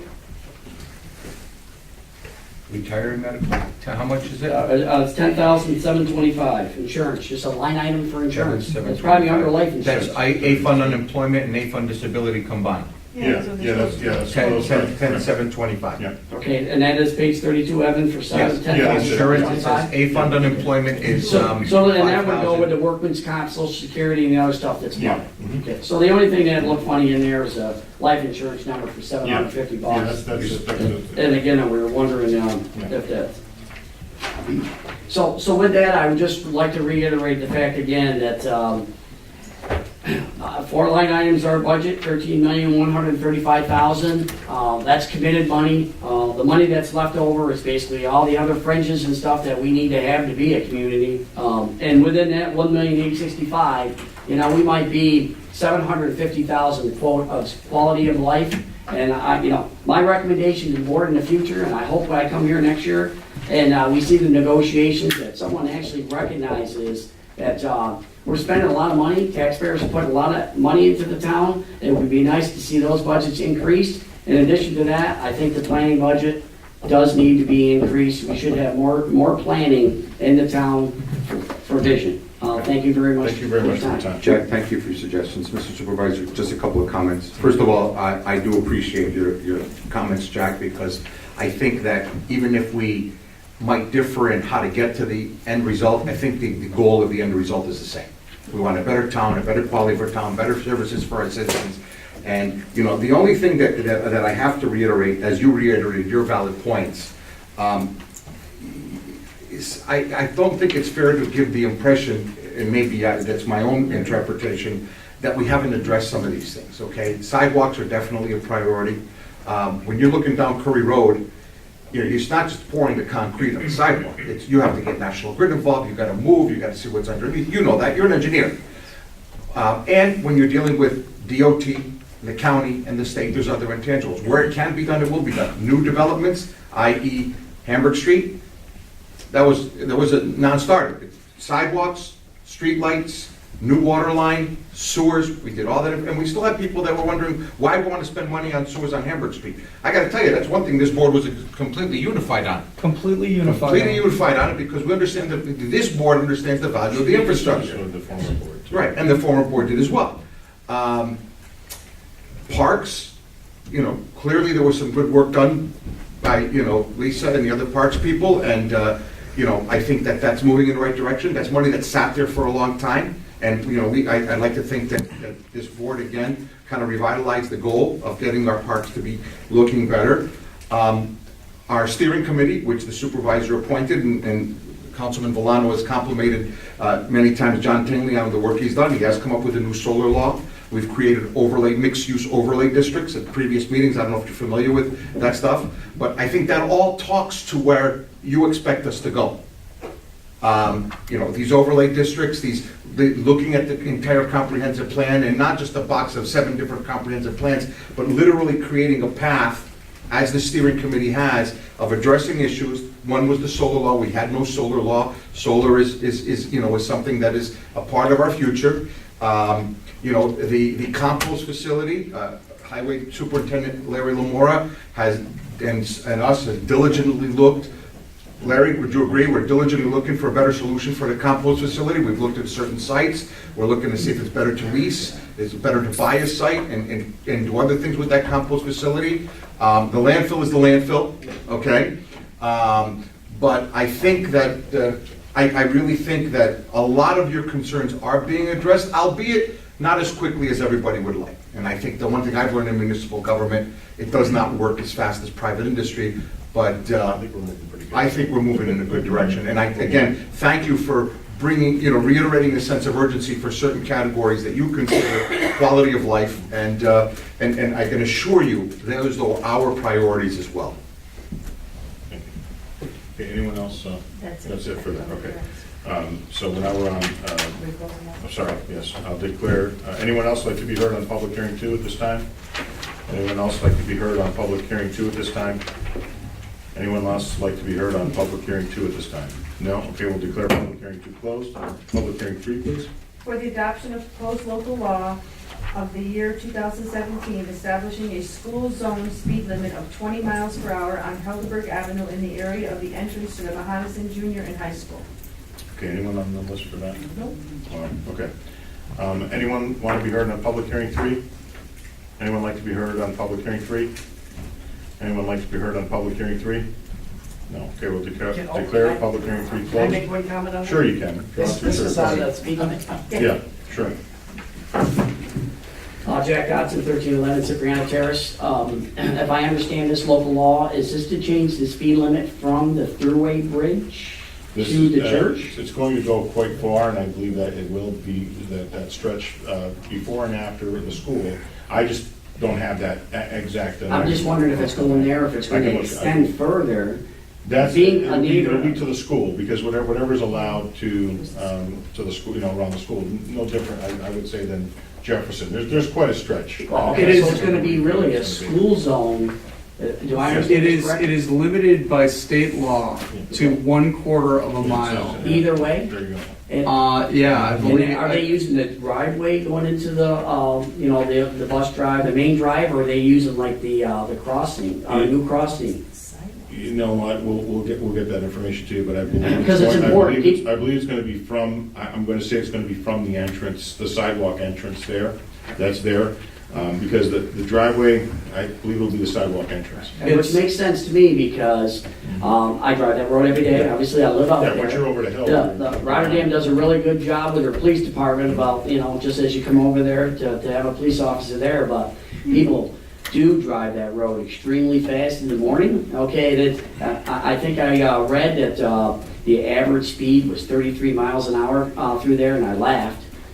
I'd love to see that traffic count or that speed count because it seems extremely low to me. I applaud someone, I don't know who brought this to your attention. Well, it's, Robert Godlewski. well, yeah, and others besides Mr. Godlewski, but yeah, but. But I definitely Jack, can. if you want to take a look at this. Well, the quarter mile makes sense to me, Evan, because I do run that, and I know roughly from the I'll get you Thruway the Bridge exact- to that, it's about a quarter of a mile. I'm gonna get you the exact location and okay, from, and I'll give the information Evan has. It is the I maximum believe it's quarter mile. stretch that we're allowed Yeah. because we do not actually control that section of It's road. a county road. It's a county road, I Right, so we, understand. the county deferred to us for the speed limit. Just so I have my facts straight, is it a quarter mile upstream and downstream at some points? Or is it a quarter mile total? I think it's a quarter, I wanna say it's a quarter mile total. Okay, so it's really a quarter of a mile between, okay, it's split between that, we'll say it's gonna be the sidewalk crossing, where we have the crossing guard, somewhere in there? It looks to me, Jack, From there. looking at these 2 pin marks on this map, it's, if you take Bryant Crest and the driveway into Mahonison, Yes. right in the middle of that is where it starts. And then if you go past White Birch Court before Bayberry, Yes, I know it's that. about So it's there, actually, I apologize, it's the footprint of the school. Okay. and a It's little the more. footprint of the school, so that's why those are extending them. Basically, if you've ever driven past Jefferson, look at the distance where those, and those are very helpful, those lights. I Yes. slowed down today when I was We'll there. be putting them up over there, So, too, both sides. so, that pretty much the distance before and after Jefferson, again, deferring to Councilman Milano, what the state law is allowing us to do, that's what we're gonna be doing. So again, my only comment on that is I would wholeheartedly support reduction in the speed from 30 to 25, if that is indeed the case, 20. 20. And then more importantly, it's just not the reduction in speed. I would encourage, I guess, and hopefully the town would talk to our police department. We don't talk to them, and they do already some know. active enforcement at 20. The speed Okay. monitors that are there Yes. do not take photographs or anything else like that, but what they do is they do record the data. And so we're gonna have live data, whether it's a daily basis, weekly basis, however it is that we know we need to, the chief and deputy chief will make those determinations for patrolling that road. But we are going to have monitors on both sides of that road. We'll have more monitors. You're gonna see those monitors up in other parts of the town. We budgeted for some of those monitors. They cost about $3,200 a piece. Oh, that's not too bad. So, right, so. When and you that say data- monitor, the speed monitor. Correct, and that Yeah. data is downloadable. So, correct me if I'm wrong, Deputy Chief, but, I was told somebody could go up to the monitor with one of their mobile devices and basically download the information right from that speed monitor. That'd be really nice. Yeah, And there's solar powered as well. so there's, My only recommendation again to the town is you do have one as you're heading from on Helderberg Avenue towards the Thruway. I would encourage the town to do one in the opposite We're going to. direction. That's what I Just the said. people that come over in the morning over that, over the Thruway, okay, there's a little sight distance, they don't see what's on the other side. And of course, there's always a Rotterdam cop there. If they actually had one of those speed limiters there, you would indeed slow the people down. And I don't think the enforcement would be as much, because when you do see those signs and they're telling you you're doing 40, they do slow you Yeah. down. So I think one of them is in the right place. I'm not so certain that, I believe that, and I would recommend that you put one on the other side of it. Thank you. Thank you very much. Thank you. Thanks, Chuck. Okay. Anyone else on public hearing 3? Anyone else on public hearing 3? Anyone else on public hearing 3? Okay, we'll declare public hearing 3 closed at this time. And now we have time for public comment, privilege of the floor. Do we have anyone who'd like to speak? Barbara Bernowski? Okay, Barbara, God bless you for waiting. Are you still here? Yes, she is. Come on up. Making my partner Conja work hard come with me because Okay. he's my neighbor. So Oh, okay. That's it fine. affects him just as much as it does me. Sure. Good evening, ladies Just and if you don't gentlemen. mind How are you speaking to the mic and give Oh, us your name and sorry. address for the record, no worries. My name is Barbara Benarski. I live at 6 Artoli Avenue, Schenectady. Jeff Burkhardt, 10 Sartoli Ave, Schenectady. Thank you. So, thank you very much for putting us on the docket for our situation that we have, our water drainage situation on Sartoli Avenue. I've sent you, Evan, did you also get the pictures? I had emailed pictures and reference of everything that's been going on. I actually even brought my iPad and took some more pictures from last night when we had a big storm that we completely flooded out again. We did get the truck that came that you provided to pump out the septics and the drainage system to clean it out. That did help, but in no way did it rectify or solve our We know that. situation. So, yeah. So, and I have also been in contact with Fred Mastriani, who is also the engineer that you had put me in contact with to talk to, and he also confirmed and verified that we have an awful situation. And I will make a comment about the quality of life that the other gentleman was talking about. I agree with him and all that kind of stuff, and that's kind of what we're looking for, quality of life on our street, because we need some clean drinking water. Because now all of the drainage that you have brought in from Kings Road down Sartoli Avenue has now posed an awful threat to us, to our wells and our drinking water. And then we also talked about not having any fire hydrants down our road. So if we were to have any kind of large problem with any kind of fire or anything like that, we're in big trouble because we have nothing to provide large amount of water to make that happen. So I'm really grateful and that you put us on the docket and that you're addressing this situation for us, and I'm hoping that it's gonna solve it, and we really hope that you do approve our work that we need to have done.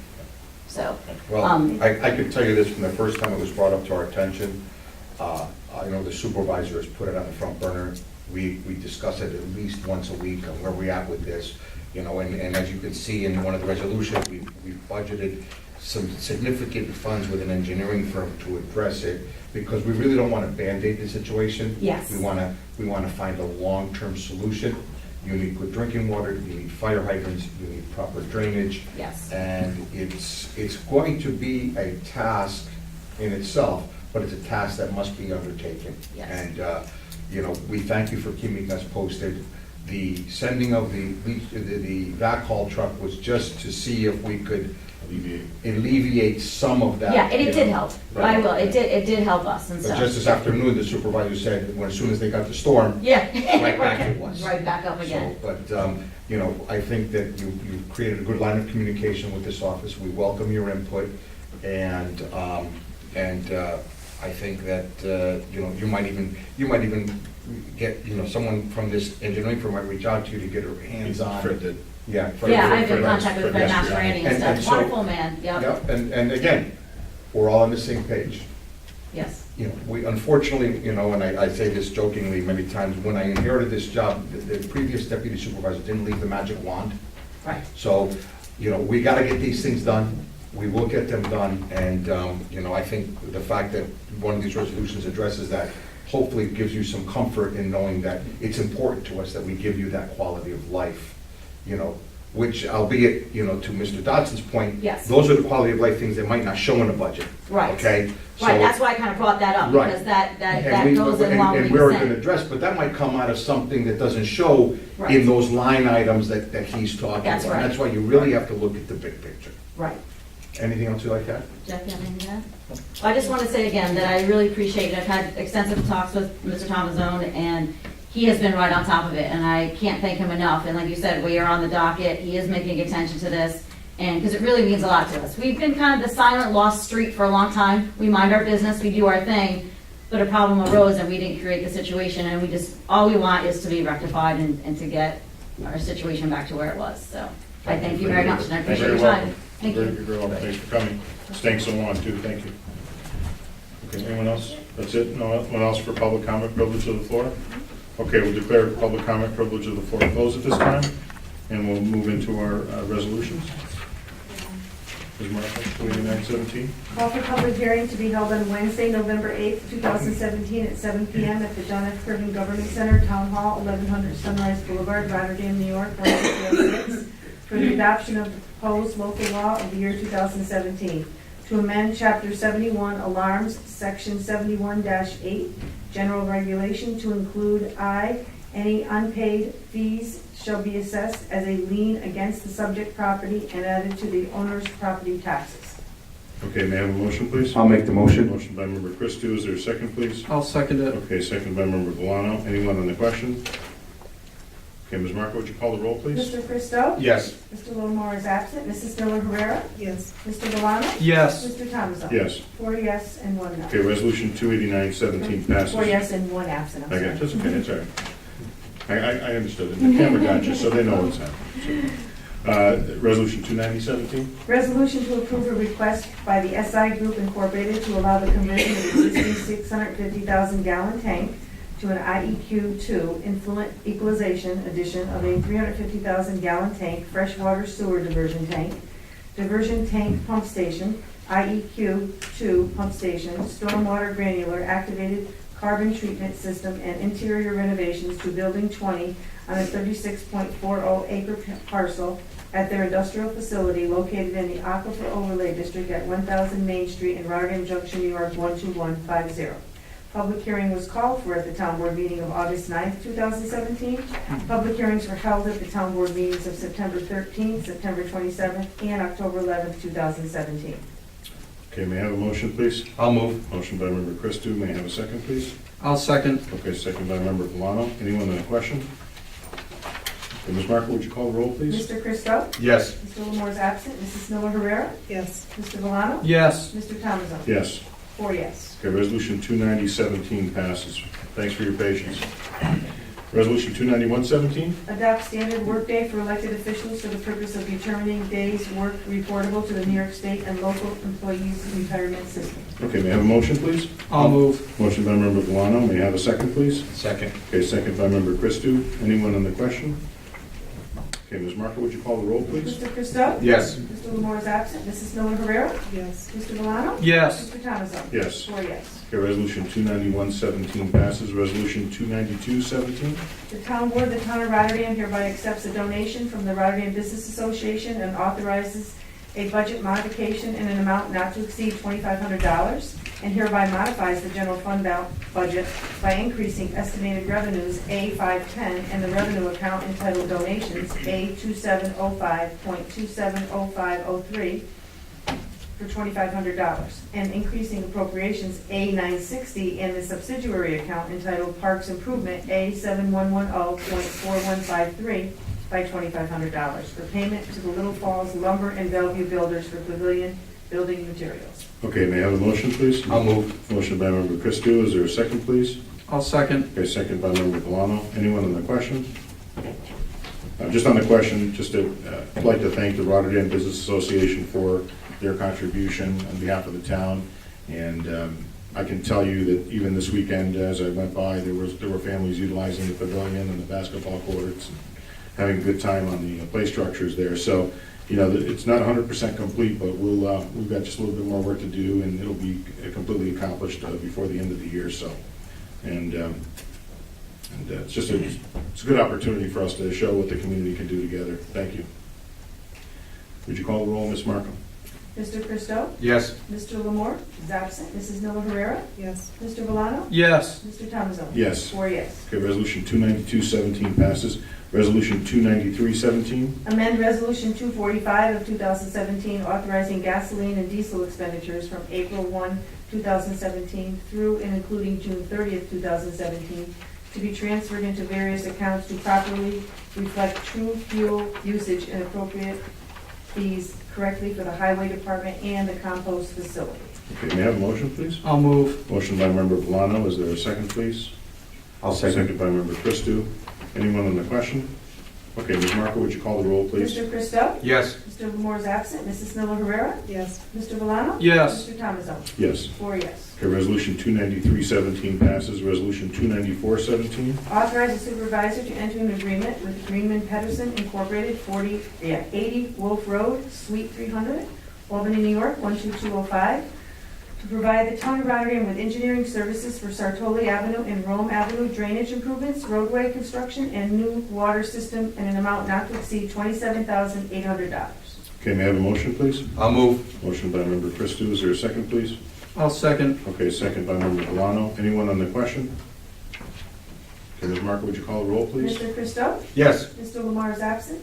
Mrs. Miller Herrera? Yes. Mr. Valano? Yes. Mr. Thomasson? Yes. 4 yes. Okay, resolution 294-17 passes. Resolution 295-17. Authorizes the controller to appropriate unrestricted fund balance to a special drainage district number 1 fund, SD1, also known as Diana Estates Drainage Fund, to cover the cost of a new pump and any repair costs outstanding for the old pump in an amount not to exceed $6,000. Okay, may I have a motion, please? I'll move. Motion by member Christou, is there a second, please? I'll second. Second by member Valano. Anyone on the question? Okay, Ms. Marco, would you call the roll, please? Mr. Christou? Yes. Mr. Lamar is absent. Mrs. Miller Herrera? Yes. Mr. Valano? Yes. Mr. Thomasson? Yes. 4 yes. Okay, resolution 295-17 passes. Resolution 296-17. Authorize the controller to appropriate unrestricted fund balance in the Sewer District 2, Extension 6, to cover the cost of the pump repair work on the sewer line in the High Bridge Road area in an amount not to exceed $7,000. Okay, may I have a motion, please? I'll move. Motion by member Christou, is there a second, please? I'll second. Okay, second by member Valano. Anyone on the question? Okay, Ms. Marco, would you call the roll, please? Mr. Christou? Yes. Mr. Lamore is absent. Mrs. Miller Herrera? Yes. Mr. Valano? Yes. Mr. Thomasson? Yes. 4 yes. Okay, resolution 296-17 passes. Resolution 297-17. Authorize gasoline and diesel expenditures from July 1st, 2017 through and including September 30th, 2017 to be transferred into various accounts. Okay, may I have a motion, please? I'll move. Okay, motion by member Valano. Is there a second, please? I'll second. Okay, second by member Christou. Anyone on the question? Okay, Ms. Marco, would you call the roll, please? Mr. Christou? Yes. Mr. Lamar is absent. Mrs. Miller Herrera? Yes. Mr. Valano? Yes. Mr. Thomasson? Yes. 4 yes. Okay, resolution 297-17 passes. Resolution 298-17. Authorize budget transfers by the town controller to various accounts for 2017. Okay, may I have a motion, please? I'll move. I'll second. Motion by member Christou, second by member Valano. Anyone on the question? Okay, Ms. Marco, would you call the roll, please? Mr. Christou? Yes. Mr. Lamar is absent. Mrs. Miller Herrera? Yes. Mr. Valano? Yes. Mr. Thomasson? Yes. 4 yes. Okay, resolution 298-17 passes. Mr. Supervisor, I would like at this point to make a motion to add Resolution 299-17 to the agenda. Shall I read it? Sure, read this on me. Okay. Which reads, "The Town Board of the Town of Rotterdam hereby amends Resolution 281 of 2017 to include Schedule A, adds the modifications contained in Schedule B to the 2018 Town of Rotterdam preliminary budget, and further adopts the 2018 Town of Rotterdam preliminary budget as the 2018 Town of Rotterdam final annual budget of 2018. Okay, may I have a motion? We have a motion by Member Chris To add the resolution. To add the resolution. Is there a second, please? I'll second. Okay, second by Member Miller Herrera. Anyone in the question? Okay, Ms. Marco, would you call the roll, please? Mr. Christo? Yes, to add the resolution. Mr. Lamore is absent. Mrs. Miller Herrera? Yes. Mr. Valano? Abstain, and I will explain my vote when it comes up for a passage. Mr. Thomasone? Yes. Okay, so 3 yes, 1 absent, and 1 abstain. Okay. And, Now, Ms. Marco has to read the yes, Ms. Marco, would you now? That's to add it, We're adding, right. that's to add it. Now we're So- gonna vote on it. Yeah, please. The Town Board of the Town of Rotterdam hereby amends Resolution 281 of 2017 to include Schedule A, adds the modifications contained in Schedule B to the 2018 Town of Rotterdam preliminary budget, and further adopts the 2018 Town of Rotterdam preliminary budget as the 2018 Town of Rotterdam final annual budget of 2018. I'll move. Okay, we have a motion by Member Christou. Is there a second, please? I'll second. Second by Member Miller Herrera. Anyone on the question, Mr. Valano? Yes, Mr. Supervisor. So, I was very pleased at the last meeting that we had a substantive discussion regarding the content of the 2018 preliminary town budget. After that meeting, I did in fact receive a Excel sheet providing the proposed changes for us to review. At no point following that did I actually receive a copy of the preliminary town budget. Apparently, the preliminary town budget was filed in the clerk's office on October 13th. Despite that, it did not find its way into my mailbox on the 13th, or anytime during the following week, or after Friday when I picked up my agenda for this meeting, nor was it even there when I showed up tonight for the meeting. I was shocked. Not only that the preliminary town budget was not provided to us as board members, but also the fact that there was no resolution on the meeting tonight to adopt the town budget after tonight's public hearing. I was so shocked, I even wrote an email to the supervisor's office, making sure that there were going to be no last-minute additions. So at 2:22 today, I received an email assuring me that the only additions, changes, or modifications were to address certain typographical errors regarding Veterans Day or one of the other supervisor's comments at the beginning of the meeting, and that there would be nothing substantive to add. Certainly the adoption of the town budget. The most important thing that us as a town board does on an annual basis would be a substantive change. It should surprise no one present nor watching this on television that I do not spend minutes. I spend hours reading the budgets. I spend hours preparing myself for these meetings. I was handed the budget at about 6:07 tonight, maybe. I do not have the time in 53 minutes or thereabouts to fully research, review, and consider. Because there are not just the changes that we agreed to in there. When there's any changes to the budget, the most important sections of the budget change. The end pages. The pages that we don't discuss in the meeting. And the pages that mean the most to you, the town residents. And what those changes in fact are the effect of the tax rate, the effect of the overall budget, and how it's going to show up on your bill. It is something that the town board members should be given far enough in advance so that they can consider it. And I was asked during the meeting, well, why didn't you ask for it? I'm a town board member. I shouldn't have to ask for things.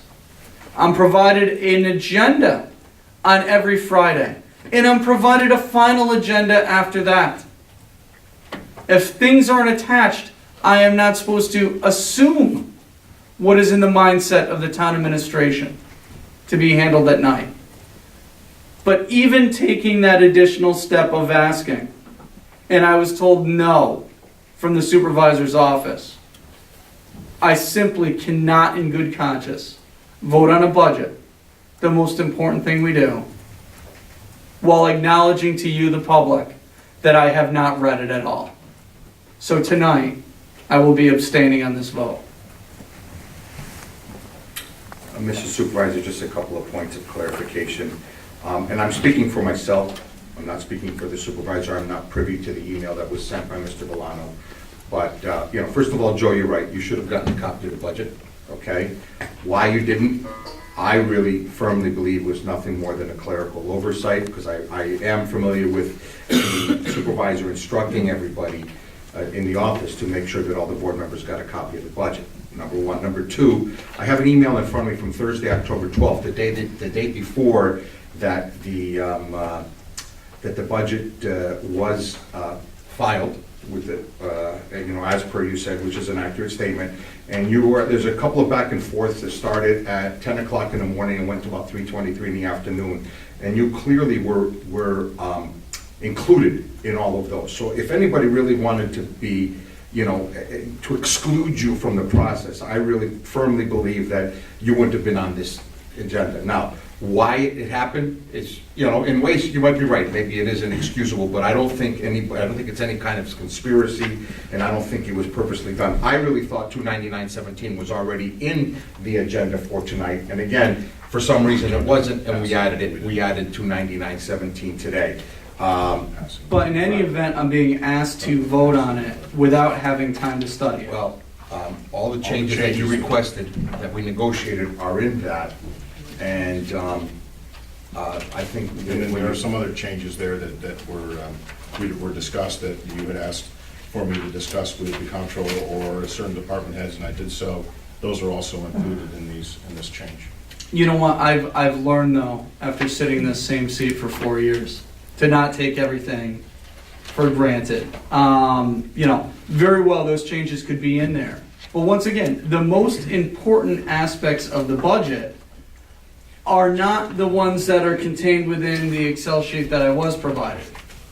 It's the follow-up pages, it's the effect on the tax rate, the homestead tax rate, the non-homestead tax rate.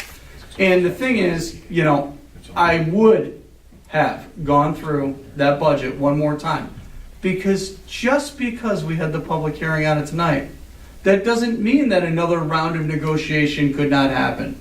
That does not mean that further changes would be impossible for us to make. It simply means that another threshold has been crossed. However, it just seems that, whether it was done intentionally or not, we've seen another page from the Baffardi and Calder playbook where at the last minute an important resolution is being added, one that me and Rick have not had an opportunity to address. And to say that I haven't asked, whereas the email's been forwarded to the supervisor saying that I've asked and I was answered in the negative, I can't simply keep going back to town employees. You sure the budget's not going to be on tonight? You sure there's no budget out there? There's going to be nothing. You can only ask once. Okay, thank you. Okay, anyone else on 299.17? All right, Ms. Monaco, would you call the roll, please? Mr. Christo? Yes. Mr. Lamore's absent. Mrs. Miller Rivera? Yes. Excuse me. Mr. Valano? You know what? This was the first year that I felt that I had any participation in the budget process at all. And this makes me feel very bad that it couldn't have continued all the ways to the end of the budget process. I hereby abstain. Mr. Tomaso? Yes. So there's 3 yes and 1 abstain. Okay, so resolution 299.17 passes. Anyone have anything under committee reports or miscellaneous tonight? I'd just like to mention couple of things. I had more than this, but I'm just going to stick to the one highlight, a couple highlights. There's been a lot of discussion about, and I'm just going to be generic here because I have a lot of documentation, but I'm not going to belabor everyone with it because they're almost 9:30. There's been a lot of discussion about the county sales tax, the agreement that's there with the county and the city. The agreement's really not with the towns. The agreement on county sales tax, and this is a function of state law. It's not something that we can change readily in any way, regardless of whether you put forth a resolution that's really ceremonial and ask the state or the county legislature to change the sales tax agreement. That agreement is between two entities, the city and the county. One of those two entities has to say, sure, we're willing to renegotiate the sales tax agreement. If one of those two entities is not willing to renegotiate the agreement, guess what happens? It doesn't get renegotiated. The sales tax agreement was originally put into place by Republicans in the county legislature many years ago, and in the big scheme of things kind of followed forward. Metroplex also as an entity was created by the Republican county legislature and Republican state leaders who pushed that bill through to create Metroplex.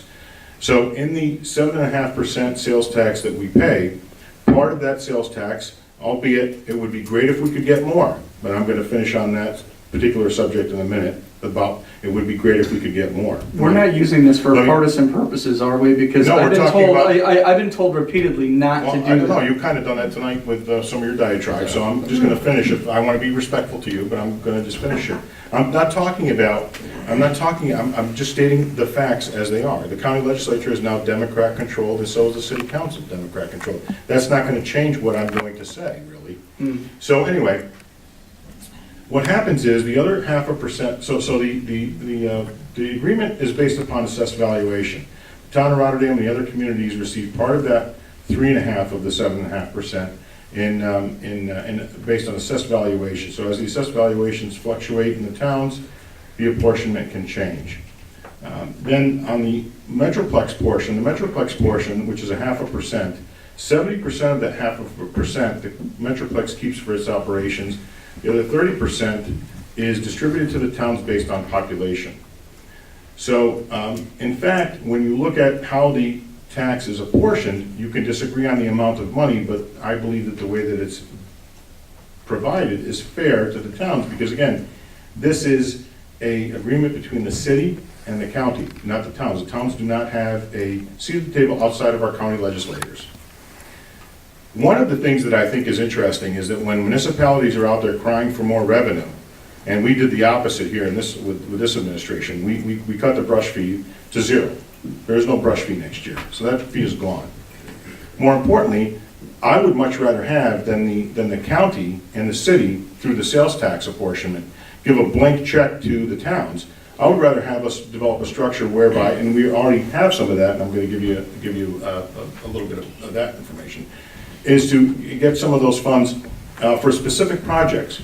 So in other words, if there are infrastructure projects or there are roadway projects or whatever they may happen to be, the taxpayers are better served for that money to go directly to a particular expense, particular project, than for the county to give more sales tax money to municipalities so that they can burgeon their payroll and benefits in their budgets.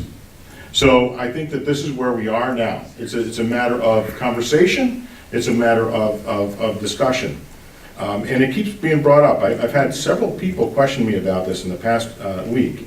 And Metroplex has already provided, just as an example, hundreds of thousands of dollars in this community to developments and projects that have happened around us. One of them in particular for us is to our sewer pump station, which is on Curry Road. They've provided $100,000. That's not money that comes from the town, that's money that's coming directly from Metroplex for that particular project. It's money that's coming from our sales tax. Every time I buy something. Just like income tax, Joe. Let me finish. I'm not done yet. You can go forward in a minute. I want to finish my complete thoughts here, if you don't mind. So what happens is, regardless of what pocket we're taking the money out of, whether it's income tax, sales tax, property tax, whatever pocket it is, if you go and tell the county tomorrow, which over 80% of their budget is basically mandated, there's out of their control in essence, that they provide more money in an economic environment like this to the towns, where are they going to get the additional revenue to support their operations? They'll have to raise taxes. I think that as a municipality, what we need to do together, and as has been pointed out when it comes to quality of life matters, issues that are important to all of us, I think that we need to look at what it is that we need money for to grow our town. What we need money for to grow our town is our infrastructure, our parks, our sidewalks, our roadways, our stormwater management. That's, I think, leads to a greater quality of life for everyone. And also, when it comes to job creation, we have a lot of great things happening in our community. We've got not just the developments that are going on, but for example, we have 2 projects that we just submitted letters of intent for. Now, whether or not these materialize, you still have to get a letter of intent into the state through the Restore New York program. We've applied for, along with the people who own properties at the mall, for some Restore New York money for the mall, which is really through Metroplex. They're the lead on that. And for us, we're looking at 5 Corners, where the old CVS is there, to redevelop that property. So we're working together with our state leaders and our county leaders to make improvements to our community. The county also, in this past budget, that the budget that you just passed, have provided approximately $100,000 for parks, in some parks in particular, but I don't have all those details yet. We made an ask of the county. I'm waiting for them to give me the affirmative on when we can expect those funds so that we can get the work done in that particular park in town. So there are funds coming to the town outside of, again, just giving us a blank check in sales tax, which I think is a mistake. I believe that we're better served by working together on specific projects that matter. And along those lines, earlier this year, Assemblyman Santa Barbara asked me what I would like to, what I would like to do. I mentioned a few different projects to him. One of them happens to be here on our property here at basically the Veterans Park, right next door here. And he's provided us with a $15,000 legislative initiative for funds to construct a Veterans Memorial, we say pavilion, but really I'm looking for more of a stage, something that we can utilize for bands, for veterans events, something that'll be there that the community can come in and we can really maybe close off a couple of streets here and to do something more as right off of Town Hall here, because we have the facilities, the parking, et cetera. So I want to thank him on behalf of the town for the $15,000. We'll probably put in a little bit more than that to get the project complete. And over the next couple of months, I'm going to be working with a couple of other entities within the town who will remain nameless at this time because I haven't asked them, to potentially help us to fund what it is that we'd like to see over here at the Veterans Park, and we'll be obviously involving the Veterans Committee on that design. So, this is not a political discussion; it's a philosophy discussion. Politics aside, I think that as a group, we all need to work together, regardless of party affiliation. And I honestly, during this time of the year, it is the most difficult for me because I feel that many of us could be doing that and choose not to. And that's all I will say. There was an expectation that I was going to vote positively on a budget that I had not received. Joe, it was online for a week and a half. I mean, I don't know what else to tell you. I'm going to tell you this, as a board member, for myself, as a board member and the supervisor, Yep. if I need something from a department or someone, I ask them for a copy. And I did. I don't I forwarded expect you it. the email. That was today. You could have done that last week or a week and a half ago. But you received those emails. We had made these changes. All those changes that you asked for are included in that budget. Not all the changes I asked for are included in that budget. Agreed upon. No, yeah, I mean, you. I apologize. Oh, okay. Let me reiterate. Because my reductions are 300 and some thousand. Hold on a minute. But your quote-unquote reductions were void of having conversations with department heads. We're void of having conversations with people like myself who actually went and spoke with department heads, and we have a plan here for the town which addresses quality of life matters, policing matters, addresses parks, addresses the entire town operation, including water, sewer, and everything else. So as we pay our tax bills, understand that some of us are put into a place here on this board where the anticipation by the public, I believe, is that we're going to work together to see it through. And I think I've done that. If you didn't get a document, I apologize for that, but I'm not going to sit here and say, well, geez, I'm really sorry, Joe, that you didn't get the budget. It was online, and you could have just asked for a copy. That's all you had to do. And it's there. Everybody's on the web today. I don't know what else to tell you. In the past, I would have to come here when I was a town board member and get a copy. We weren't online. I had to come here do. and get a copy, and not only was it not. it Every wouldn't be in single my box. document I'd I go to get from the town, supervisor, I I'd say, pick up. Can I have a copy of that? Or I'd go to the town clerk and say, can I have a copy of that? And it was provided to me. The copies are ready to go. They're sitting right there. Does your office provide me with hard copies of every copy of the preliminary agenda? You receive copies via email because that's the way we all get them. No, I receive hard copies. You may receive a hard copy if you ask for one. It is a standing policy for the last 4 years, every single preliminary agenda, every single budget. I have a mailbox that is actually in fact used. I was not provided a copy of the budget, and I even asked to make sure that it was not going to be added tonight. Point taken. I apologize. It's all I can do for you right now on that, but, I'm just telling you, it's available. It's accessible and available. I don't know what else to tell you. I apologize. Mr. Supervisor, I move to adjourn. Okay, we have a motion by member Christou for adjournment. Is there a second? Yeah. Second by member Bolano. Ms. Marco, would you call the roll for adjournment? Mr. Christo? Yes. Mr. Moore is absent. Mrs. Miller Herrera? Yes. Mr. Valano? Yes. Mr. Commissar? Yes. Okay, we are adjourned. Thank you very much for coming this evening. Have a good night.